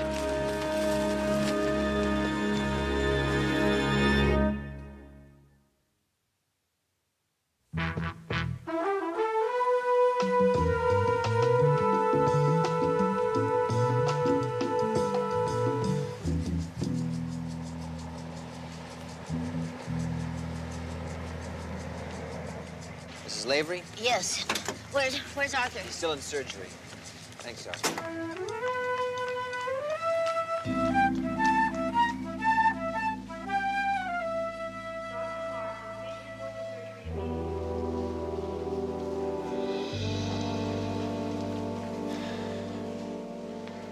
Mrs. Lavery, your husband has internal injuries. His legs are broken. He's fighting for his life. Where? No, Where? I tell you what. No. What? Why don't we have a cup of coffee? No. I think it would be better. There's nothing you can do, so let's go in here and have a cup of coffee.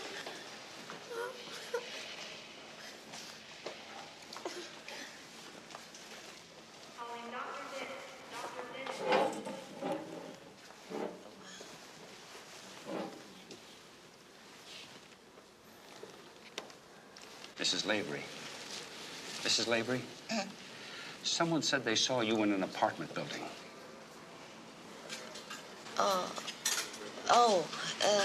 Yes. Yes, I know that. That wasn't Arthur's fault. You don't know what it means to be Arthur. You get up early in the morning and lug that big, heavy case and knock on door after door after door. Eat alone some newspaper and try to make some kind of quota. And then coming home exhausted and humiliated. Would you like to live like that? Can't say I would. Anyway, it isn't hard to figure out what happened. I mean, what Arthur's reaction would be when he knocked on that door and those two girls answered it. They would have invited him in and even maybe given him a cup of coffee. He would have probably given them every sample he had left in the case. Had he been there before? Of course, I'm sure of that. But listen, nothing happened. If that's what you're thinking.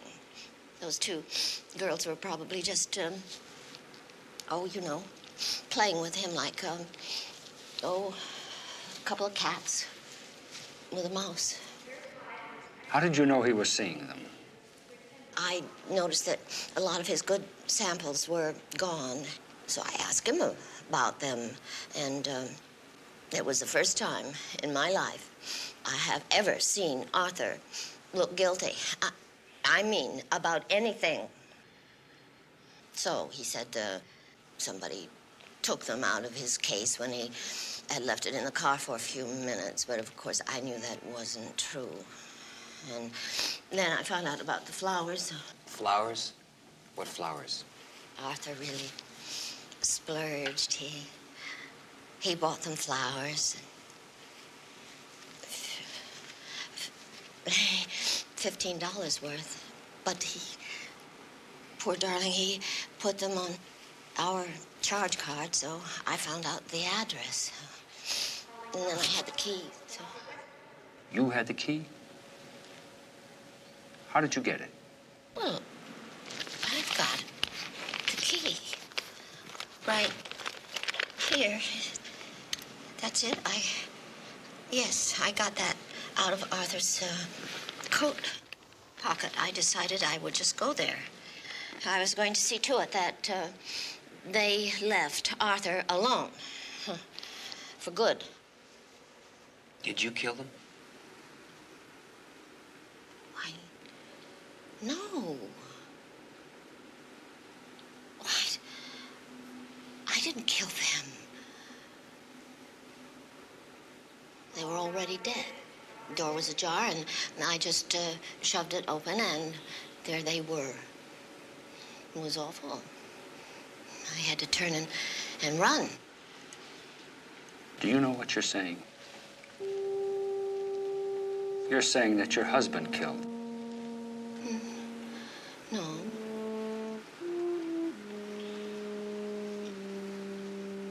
It just doesn't make sense. Exhibit A at her own trial, and she hands it right over to us. With a story that says her husband did it. That doesn't add up either. He ran. I know he ran. Let's just take a good look at the Lavery's, buddy boy. Two little people leading quiet little lives. He spends his days lugging that case around, going door to door, and she spends hers sitting at home waiting for him. What do they have, right? Exactly. Just each other. Yeah. Why would she want to lay the blame on him? Maybe she was jealous. Hell hath no fury. Oh, come on. I didn't see any fury in her eyes. What I saw was love, hurt, and a lot of concern for a little guy fighting for his life. You know what I think? What? I think that she's telling us exactly what she thinks happened. Her husband met these two girls. They turned him on. He couldn't handle it. And he took the wrong way out.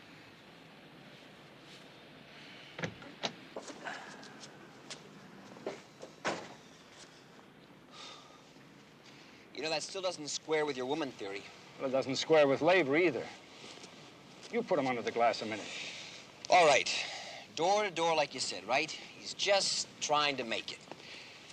He opens one door to some very, very heavy action. Two lovely ladies give him a key which says open day or night. And if he sees the key is missing, what does he figure? His wife found it. And if he found the girls dead? That she probably killed them. So they both think the other one's guilty and they try to protect each other. Like you said before. What else do they have? Right.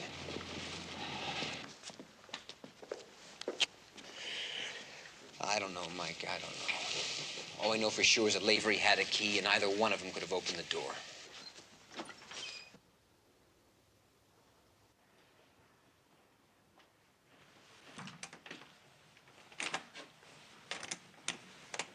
Nothing. Here.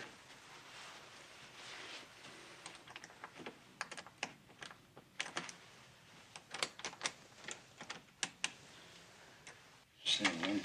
Is it the wrong key? Mike. 223. Yeah, stamp 223. Doesn't fit. Be my guest. Wait a minute. Wait 1 minute. Maybe it does fit the MO on those two girls. Listen. Riley said they were takers, right? All right, how do you take someone like Arthur Lavery? You put this key in his hand, and you put a hole right through that man's mind. And they knew it. Sure they knew it. They created images in his head. They got him going. Then they gave him this. They knew he'd never use it. Does it make sense? Makes a lot of sense. Fits the two girls and it fits the Laverys. Terrific. Takes us right back to zero. No. Takes us right back to the one person who had a real motive. Could have had a key to that lock.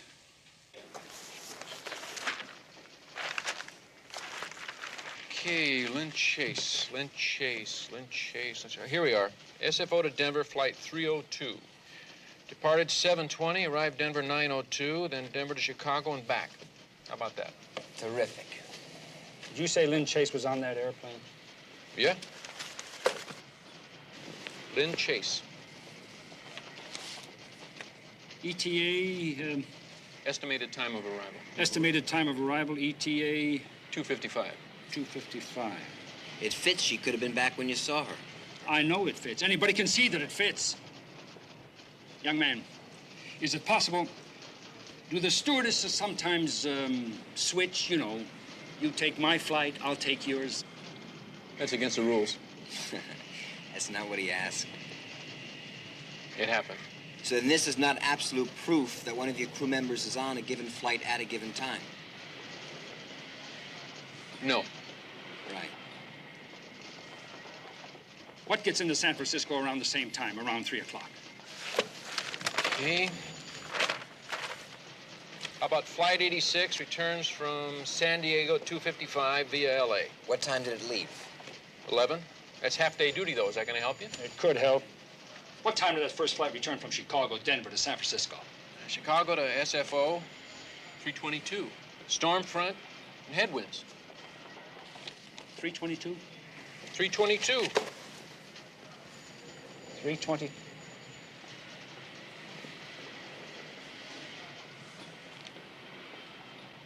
That's it. She's lying. The flight that she was supposed to arrive on landed 20 minutes after I talked to her.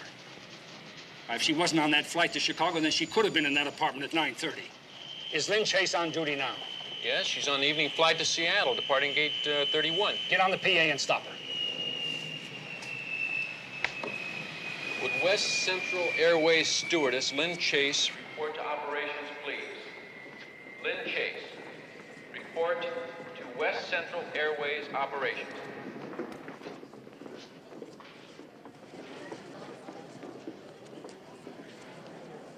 Flight 19, now arriving gate 2 from Chicago.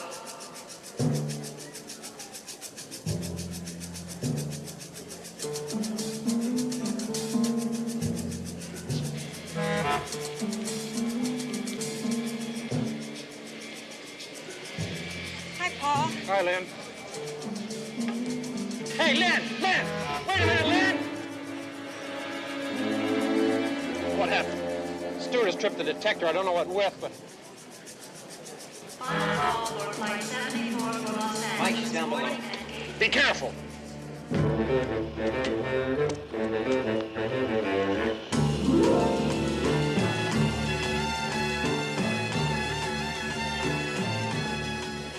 Get those people away from there. Right.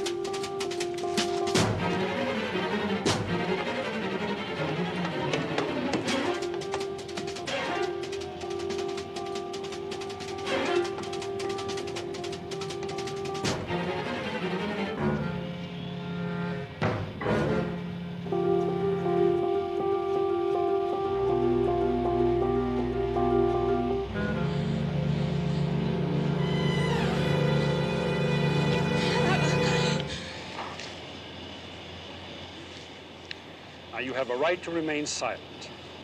You have a... What's the difference? You have the gun.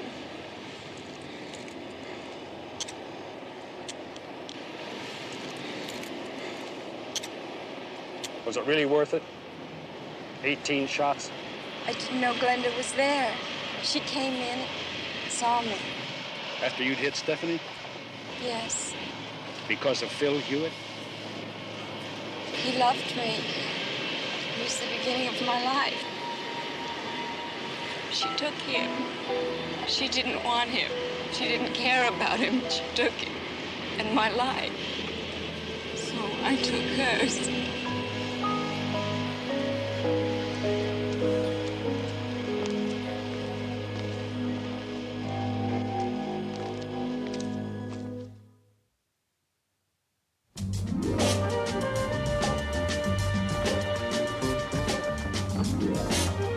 You know, I'm certainly glad the little guy's gonna make it. Yeah. Sure gonna take him a while to pay that company back for those synthetics. Especially with the salary he's gonna get from the post office, you know? I can understand why he'd want to quit sales, though.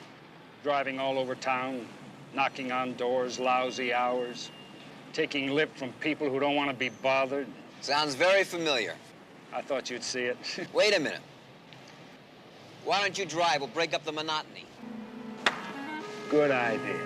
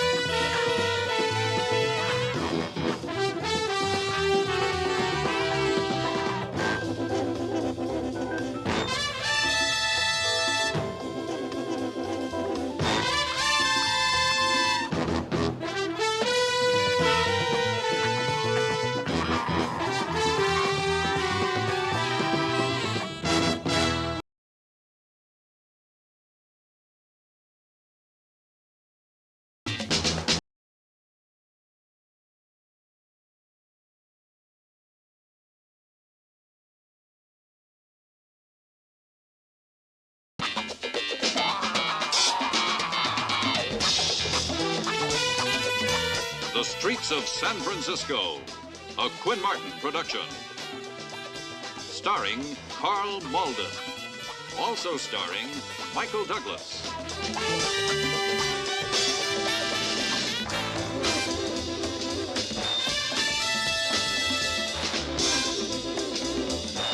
With guest stars George Voskovec, Michael Ansara, Christopher Stone.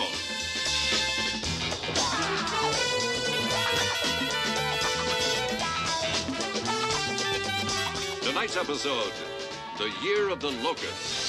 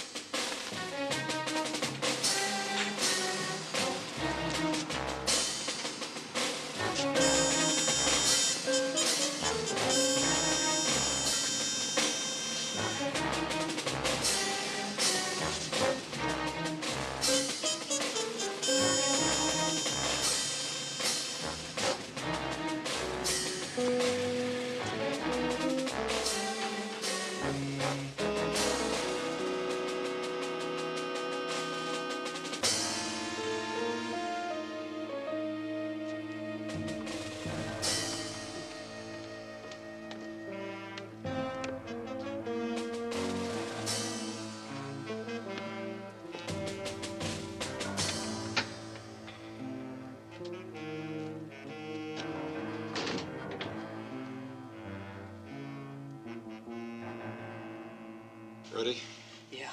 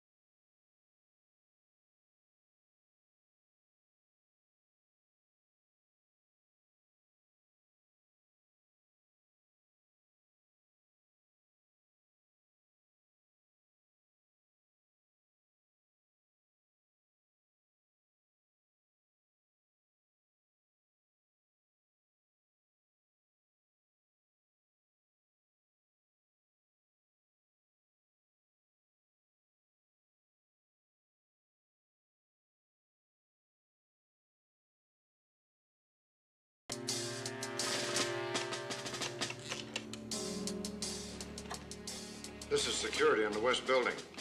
The lights keep going out here. Maybe you better get the power company to check on it. Okay, I'll have a look around.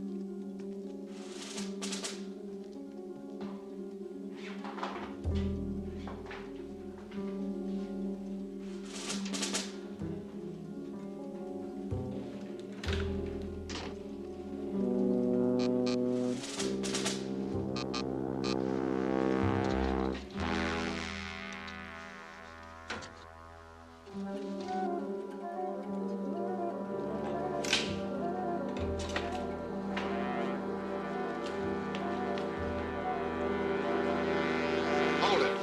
Right there. Hey.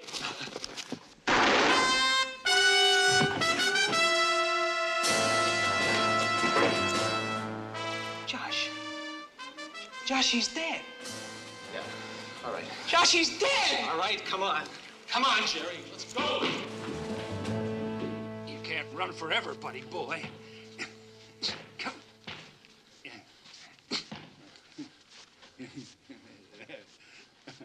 Come on, get off your bicycle. Come on. Stick and move, stick and move. That's all you old men know. Old man, I'll give you, old man, you backtrack and tap dancer, you. Come on. This man moves like a butterfly and stings like a bee. And runs like a rabbit, huh? Baby, this. Look Hey, Stone! Yeah. Telephone! Okay, Tiger. Hey. Lucky that bell rang, because I was just about ready to ring yours. What'd you do? Get someone to bail you out?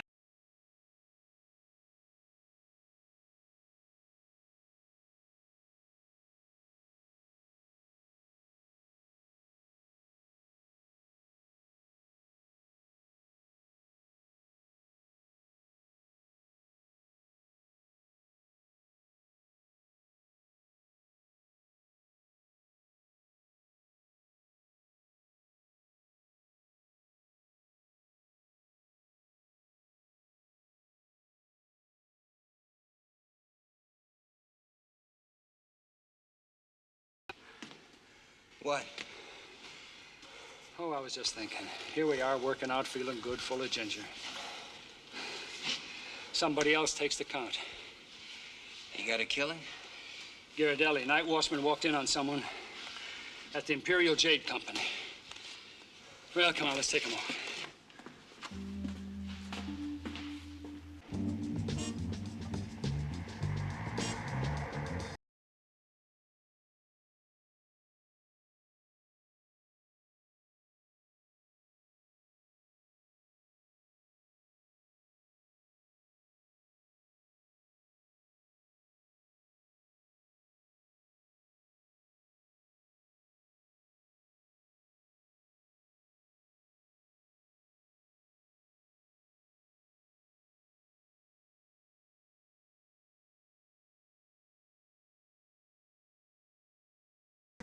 powder burns all right. You're right, he took the shot point blank. What's the owner's name? Oh, Mr. Wu. Mr. Wu.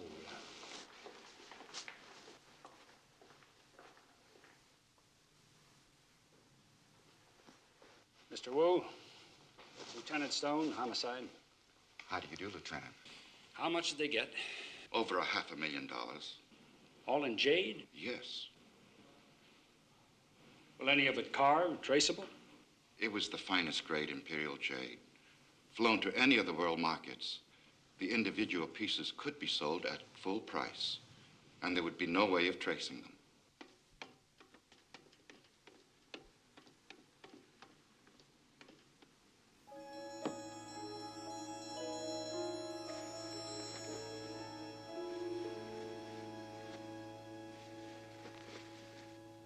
All right. The insurance company should reimburse you in full, I should think, shouldn't they? I'm sure they will. They're a very reputable firm. And so are we, Lieutenant. Oh, I know that, Mr. Wu, but every once in a while, some very reputable fingers get caught in some very reputable tills. Here, if you happen to think of anything more on the shooting, why, there's my number. Thank you, Lieutenant.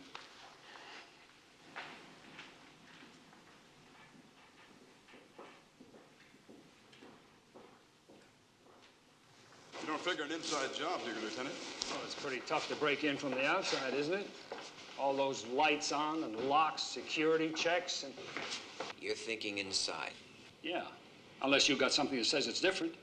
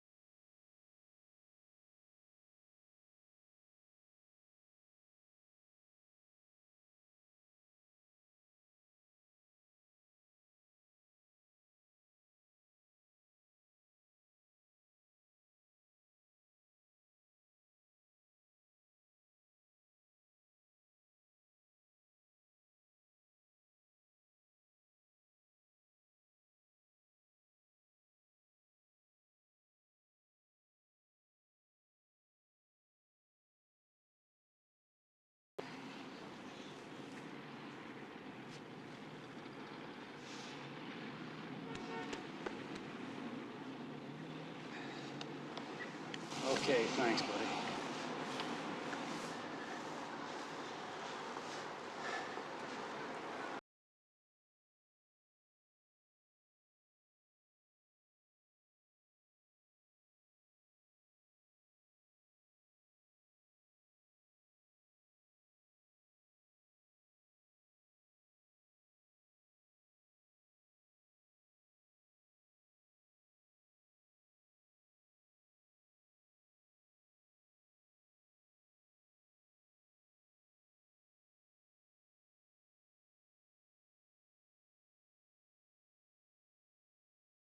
Has mastered every con and hustle you can think of. You want to hit them now before they get started? No, there's nothing to bust them on. He keeps them all just this side of the law, never any violence. Look, get on the box. Tell Bunko to batten down. Right.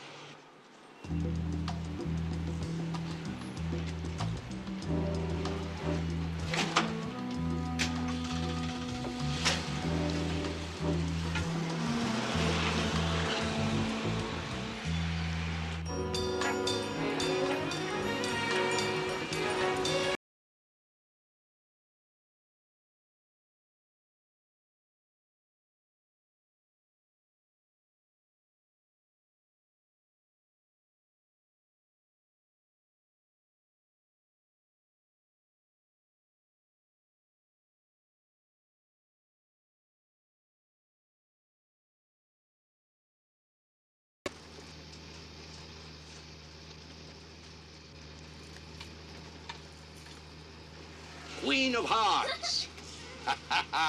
Queen of Hearts for the princess of my heart. Your turn now, Nicholas. Come on, practice, Nicky, practice. This afternoon, the visit is over. We put you on the bus and you go home to your mama. I want you to show her what you learned.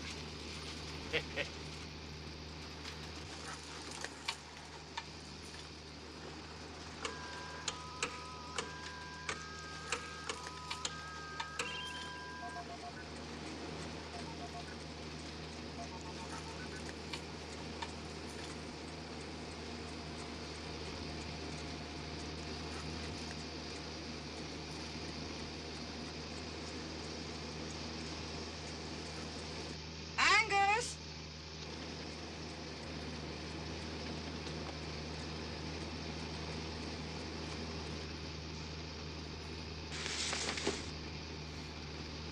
We are almost there.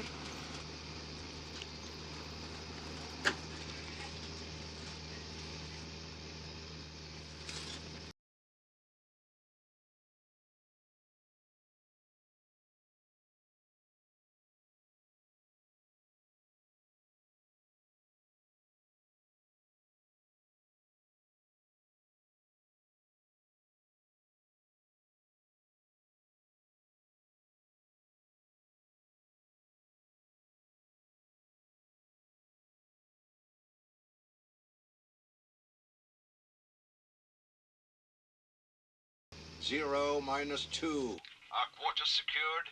Yeah, Papa, we're all set. Any problems? No, Papa, everything's under control. Roger. Over and out.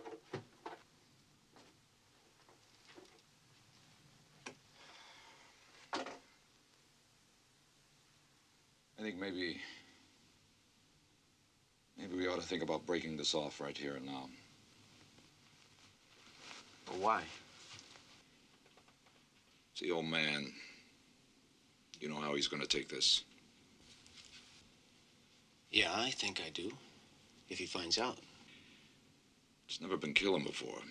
Con, flim-flam, hustle. Never murder. Hey, now, wait a minute. That wasn't murder. But Josh... No, wait. You weren't there. I mean, that job was planned just like everything else we do. And the one thing you can't plan for, can't program, is a freak accident. That guard had a gun. There was no other way out, Al. Now, you want to call that whole scene an accident, self-preservation, whatever. Not murder. Papa. Josh is right. The man is dead! All right, we can't change that, Al.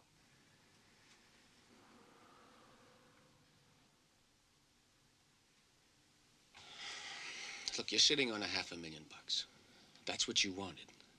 James wanted. Jerry, I wanted. All right, we got that. One more job and the family will never have to hustle again. Stopping now isn't going to change what happened. What would you have done in my place, Al? Okay. Get the doors open. Put the stuff where Papa doesn't find it. Okay. San Francisco. Our city, Mama. Our city. Just for the taking.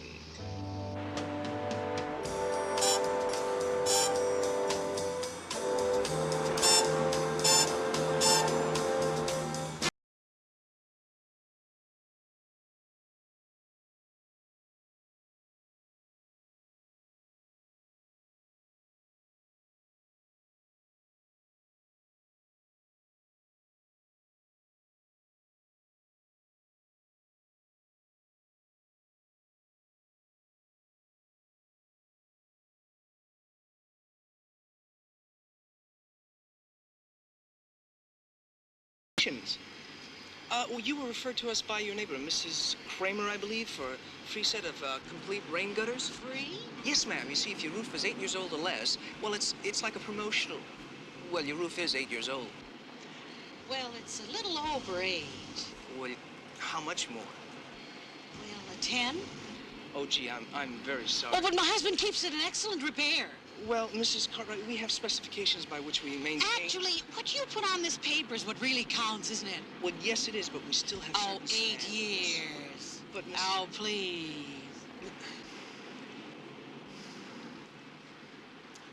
Well, maybe just this time. It'll probably only cost you peanuts to bring this roof up to specifications anyway. You win, Mrs. Cartwright. There's a ladder in the garage. Okay, let's get it moving.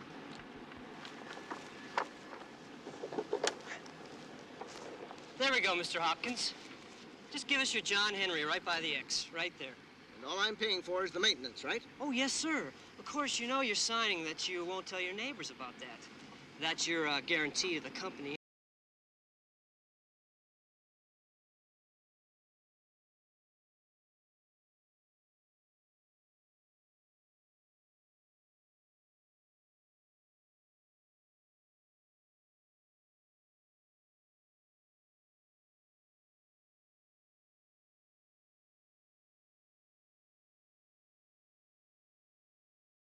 Oh, hi, Mr. Whipple.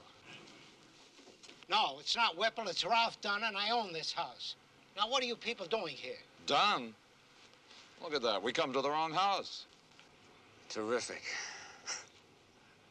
Well, I'm sorry, sir. You see, Mr. Whipple said that we could resurface his driveway. We're giving him the whole job for half price, being as he's the first one in the neighborhood, and it's kind of, well, good advertising for the company, you know? Well, anyway, I'm sorry if we disturbed you, Mr. Dunn. Dunn. Think we can find the right place this time? Hey, wait a minute. You kind of unloaded anyway. Hey, you say you're giving a resurfacing job at half price? Yeah. Why not me instead of Whipple? Why not? Sure. You got it. Okay.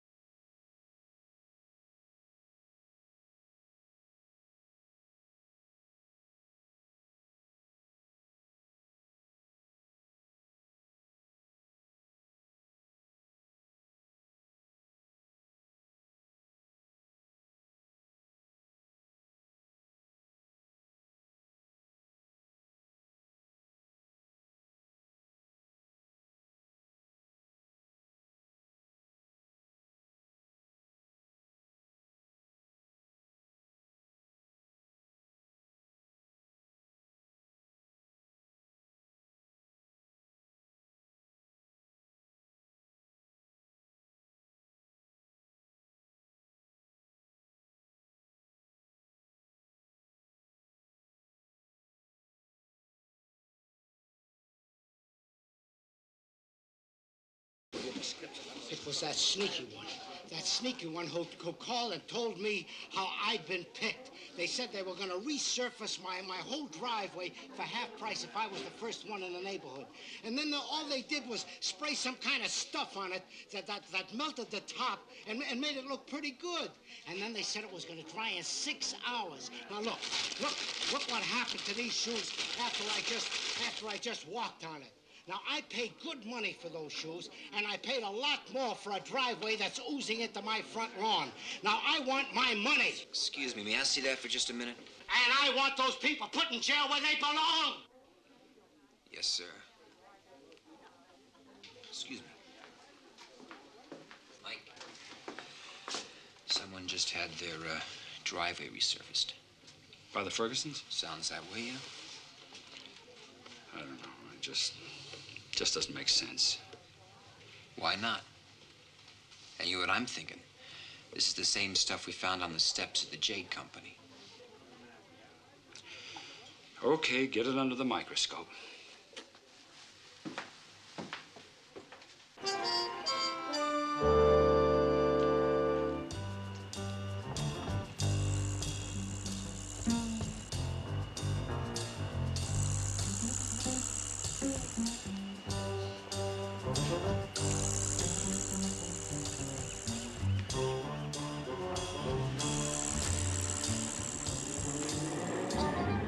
Jerry, remember, the first grade material goes on last, so it shows. Oh, Grandpa, that's what we're doing right now. Let me see those. These are the factory rejects? Well, yeah, Gramps. You see, the Denver house didn't have any more rejects, so they gave us seconds. Seconds? What kind of a unit profit can we expect laying out perfectly good seconds? But, Gramps, you see... You tell Denver this is a business I run, not a charity. All right, Grandpa. Okay, okay? Did you see that? What? The way he looked at me. The way they all looked at me. Oh, Angus. Don't tell me I'm imagining, Mama.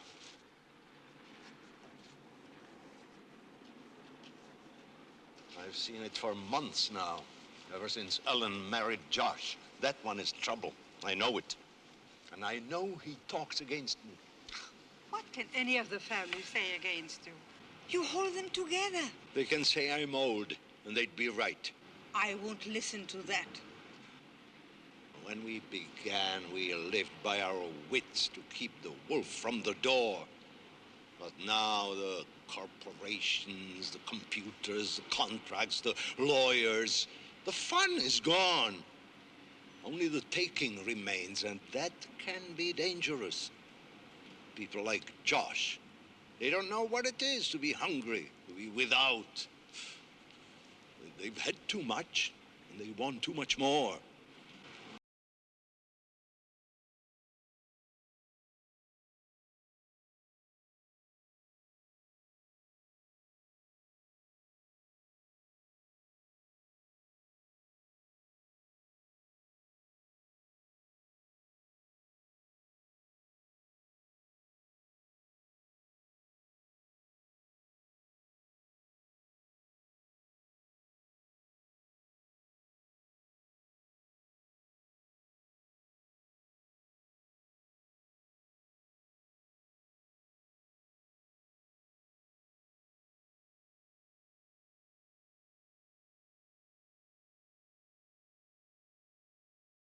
Set it up. All we have to do is work it like we did with the Jade Company. It's a little bigger than that, Josh. Well, so are we. Right, brother? It's the same substance, all right, on all the samples. Okay, thanks, Ben. No, something's wrong. Mike, I'm sorry it fits. And what's more, ties together both the killing and the robbery. Now, Angus Ferguson is a lot of things, but he's not a killer. Well, maybe you're not the only one who's getting older. Maybe he's not running the show anymore. That's not funny, buddy boy. The way that old man has built up this organization over the years in wrong hands, oh. Now, you just show the rest of the guys that Jade, okay? Tell them what we pulled off on our own. They'll all be with us. Not Papa. But we don't need him for this. He won't be involved. Now, look around you, Al. Pick a target. There, there, there. We're walking down the street with four of the largest commercial banks in the state, including the world's largest. They're all...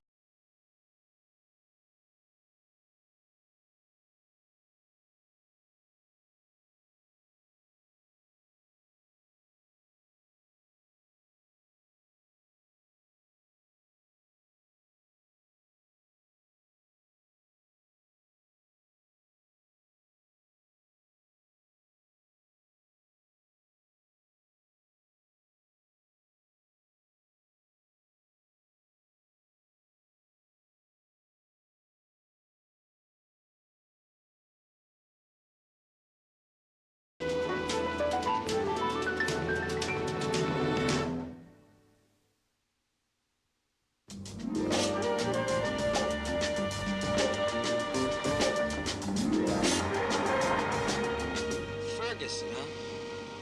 That's not really a gypsy name, is it?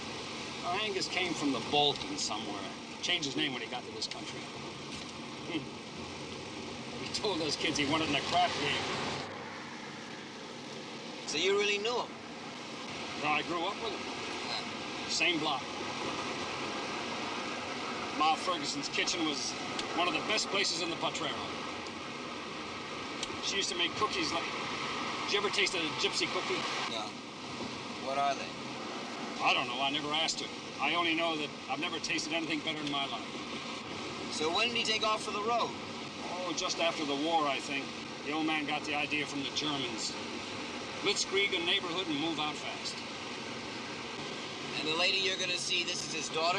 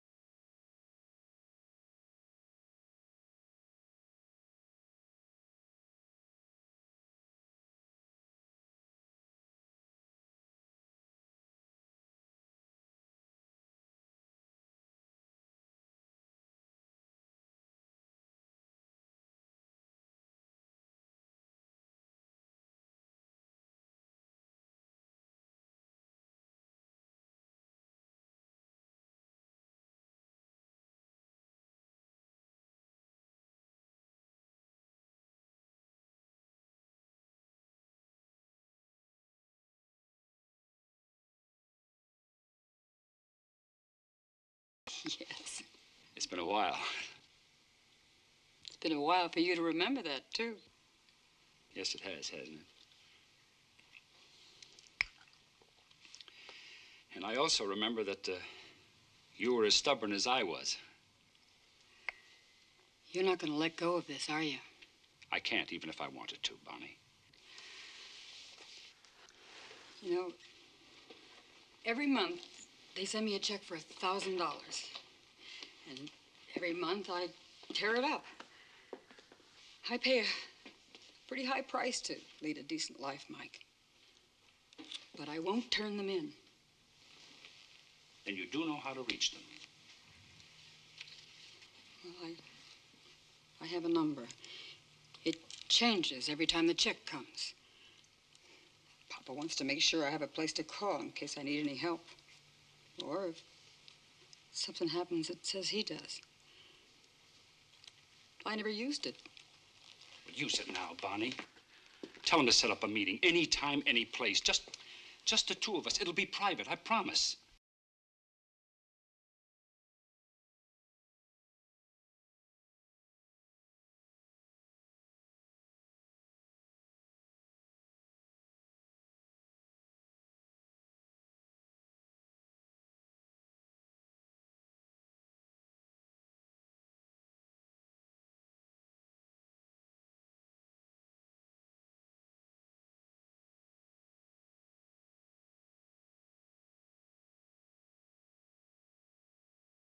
I had to do for 1/10 of that when you were a baby? Well, I'm not a baby now, so don't talk to me like one. Albert. No, Ma. Supposed to go over the books. Okay, let's go over the books. Let's go over all the years of this community enterprise and add up how much we have from it. Obviously, you did some adding of your own before you asked for this meeting. Look, Papa, we have the ability and the technology to walk into a city and walk out with anything we want. And we do just that. No, we don't. We only do what you want, what you say. You want something bigger? Yes, a lot bigger. Like? Like that.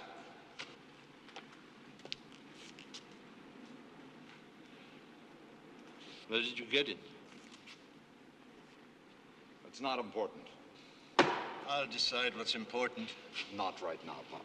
What's important is that we talk, because there's a lot more of that and a lot of other places we can take. Silence. Papa, we don't have to change all the methods, only the targets. All I want is silence.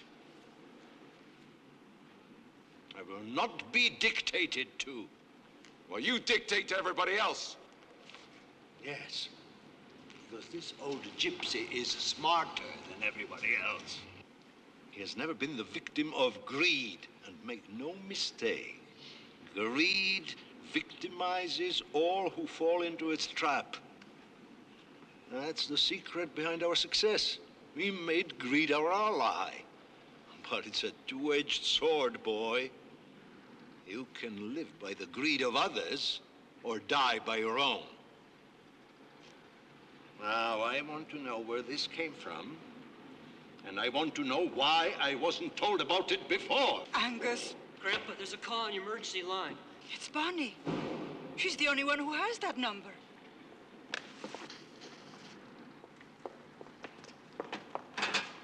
You're in charge, Albert. Alert everyone, we may have to execute an emergency escape. But when I get back, I want those answers.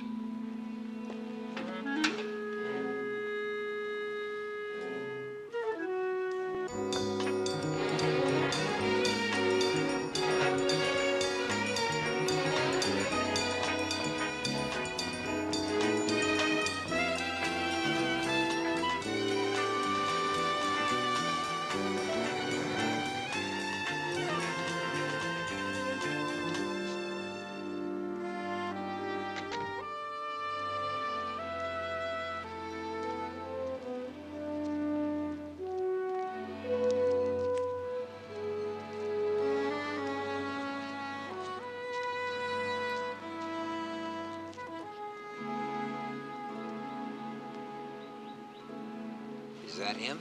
Yeah, that's him.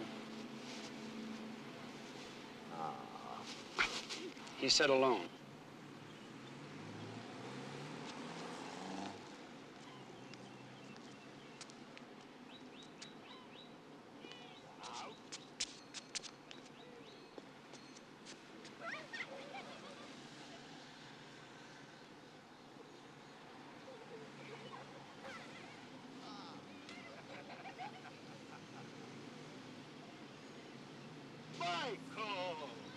Michael Stone, look at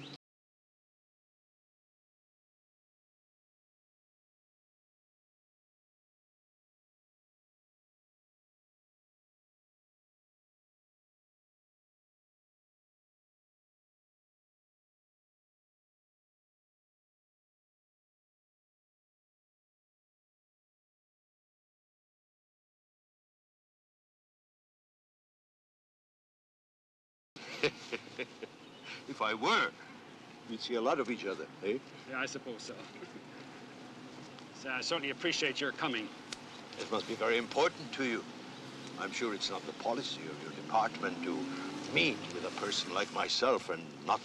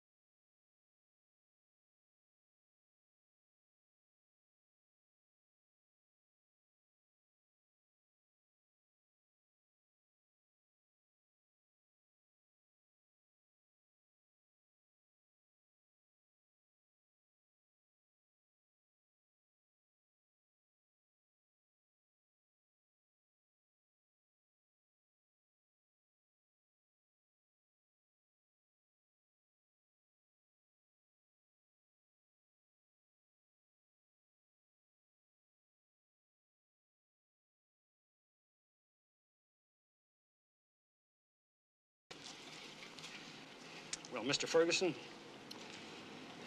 I know a part of me is a cop. You're right. But there's still a part of me that's a little kid sitting in your kitchen, gobbling down cookies, watching you do card tricks. I believed in you. What do you say? Michael, Who were they? they're my family.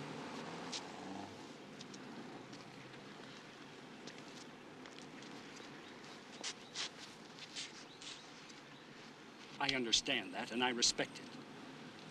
But isn't it time you taught them to respect the law? I knew you didn't teach them to murder. I taught them all I knew, but never to kill. Well, now you know that one of them is a murderer.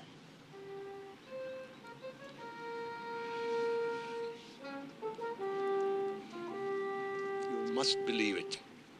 Or you wouldn't have said that. Be in your office tomorrow morning, 9 o'clock. I'll let you know. One way or the other, you'll get my message.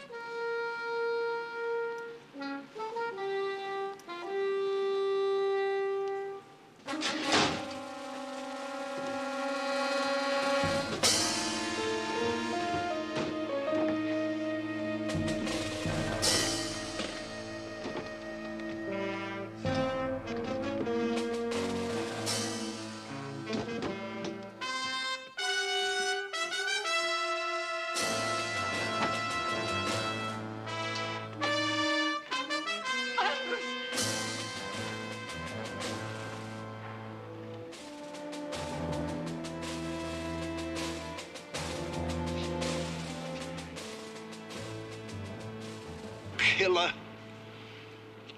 Papa, no. You robbed and you killed. You broke all the rules. And you killed. He didn't kill anybody, Grandpa. You were with him.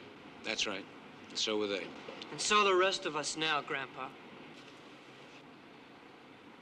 You all know what happened. And you condone it. Grandpa, we couldn't help what happened. You could have helped by not being there. You could have remembered what I told you about guns and violence. And we could spend the rest of our lives nailing shingles and slopping tar, but we're not going to do it. We're going to take the same samplings that you use in your operation with one difference. We're going to make one big score. It was you. You pulled the trigger. You shot the man and left him. He pulled a gun on me. You shouldn't have had a gun. Gramps, would you rather see me dead? Have Ellen become a widow? Is that what you want, Gramps? You shouldn't have even been there. Papa, we got away with $500,000 in one night. You broke all the rules. There are going to be some new rules now, Grandpa. And we're going to make them.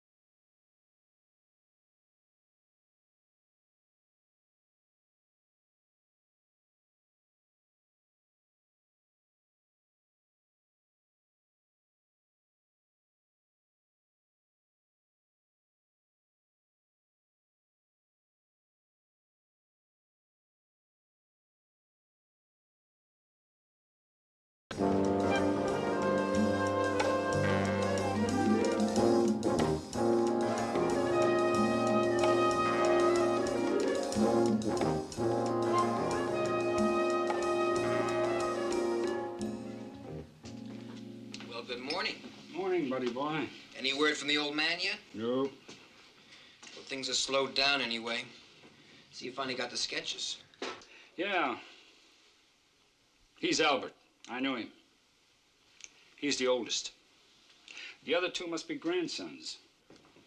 And you think he's gonna call, huh? He said he would. Maybe he's putting you on, too. Maybe.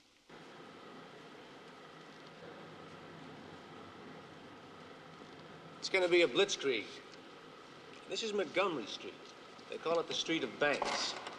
This is target A, B,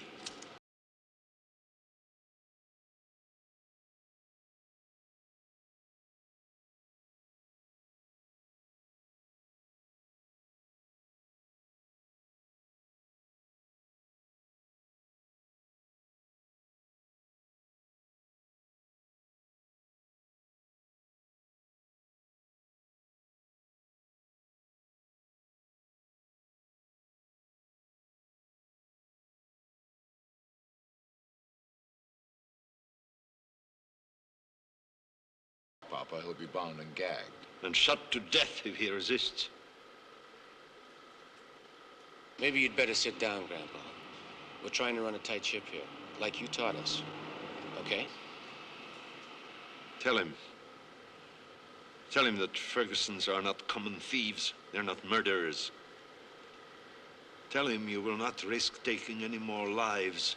Tell him that, and I will forgive you.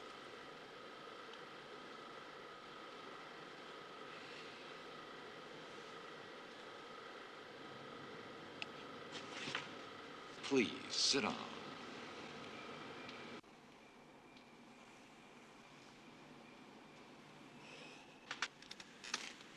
Greed. Greed. You know, I was thinking last night, there's one thing in common with all these Ferguson jobs. You mean about their planning and research? No, the trucks. Well, I thought we discussed the trucks, about how they change their signs 10 times a week. I know we discussed it, but they have to have some place to change them. A paint shop, garage, warehouse, something. Well, you know that's pretty good for a tap dancer. Come on, let's talk to the building department. What's this? It's been checked out, Mike. Lady named Bonnie Lawson dropped it off at the front desk. Said it was something from her father. had to be hand-delivered at 9 sharp.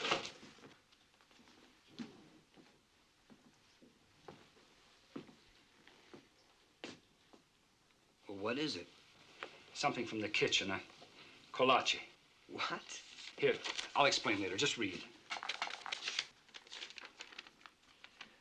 Michael, you are right. I have been a poor teacher, but I am preparing one last lesson. What's he talking about? Read.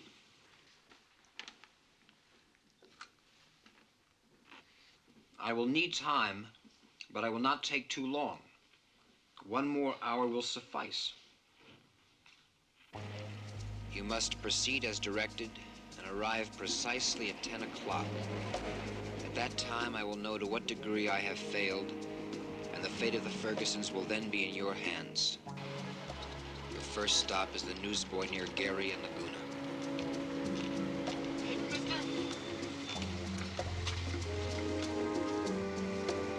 Thanks.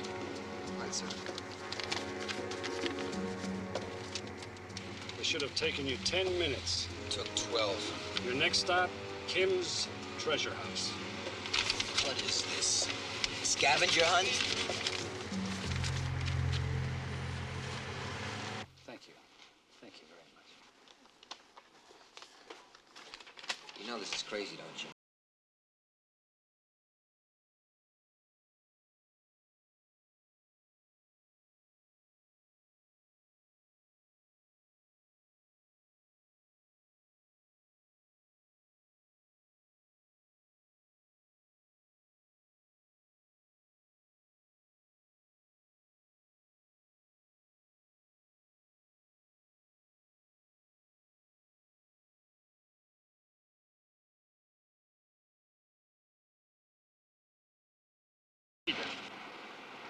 Last stop, Michael.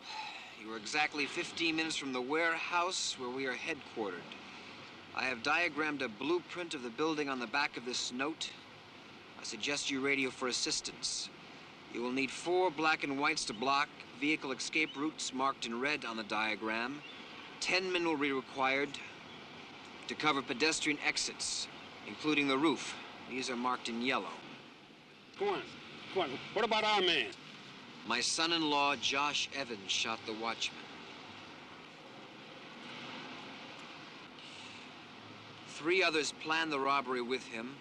My son, Albert, and 2 of my grandsons, James and Jerry. There will be no shooting this time. You have my word. The word of a gypsy. He didn't read between the lines. He just retired. What's the address? Beach and Garvey. Beach and Garvey.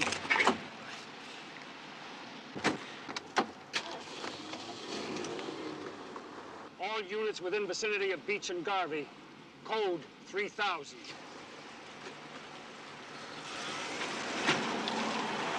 I ask you again, stop what you're doing. Albert, James, Jerry, Josh, stay with me and I will stay with you. We'll confess to the police together, pay our debt together. I beg you, stop what you're planning and stay with me. That's beautiful, Gramps. But I think you can stop the con. We know what we're doing.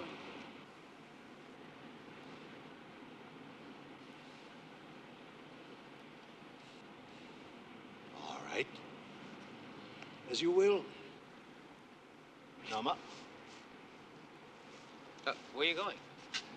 That no longer concerns you, Josh. Any of you. That's right. This is all that concerns you now. It's all yours. The trucks, the merchandise, everything. My boy, I give you the business.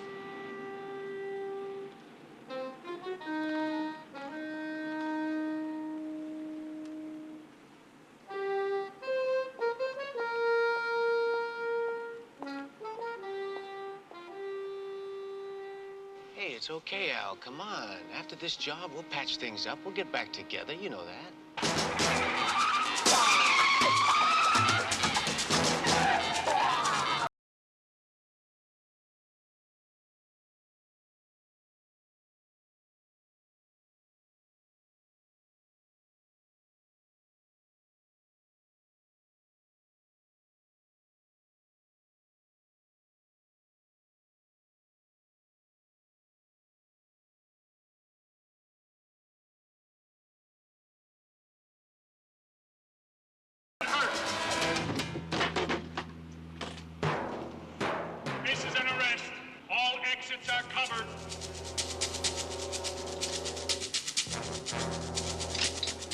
He set us up. Stay right where you are. Stand still.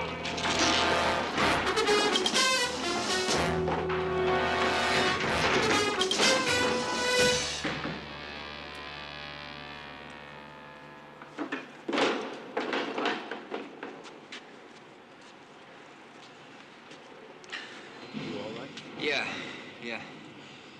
I guess the old man was right, huh? No guns. Just the word of a gypsy.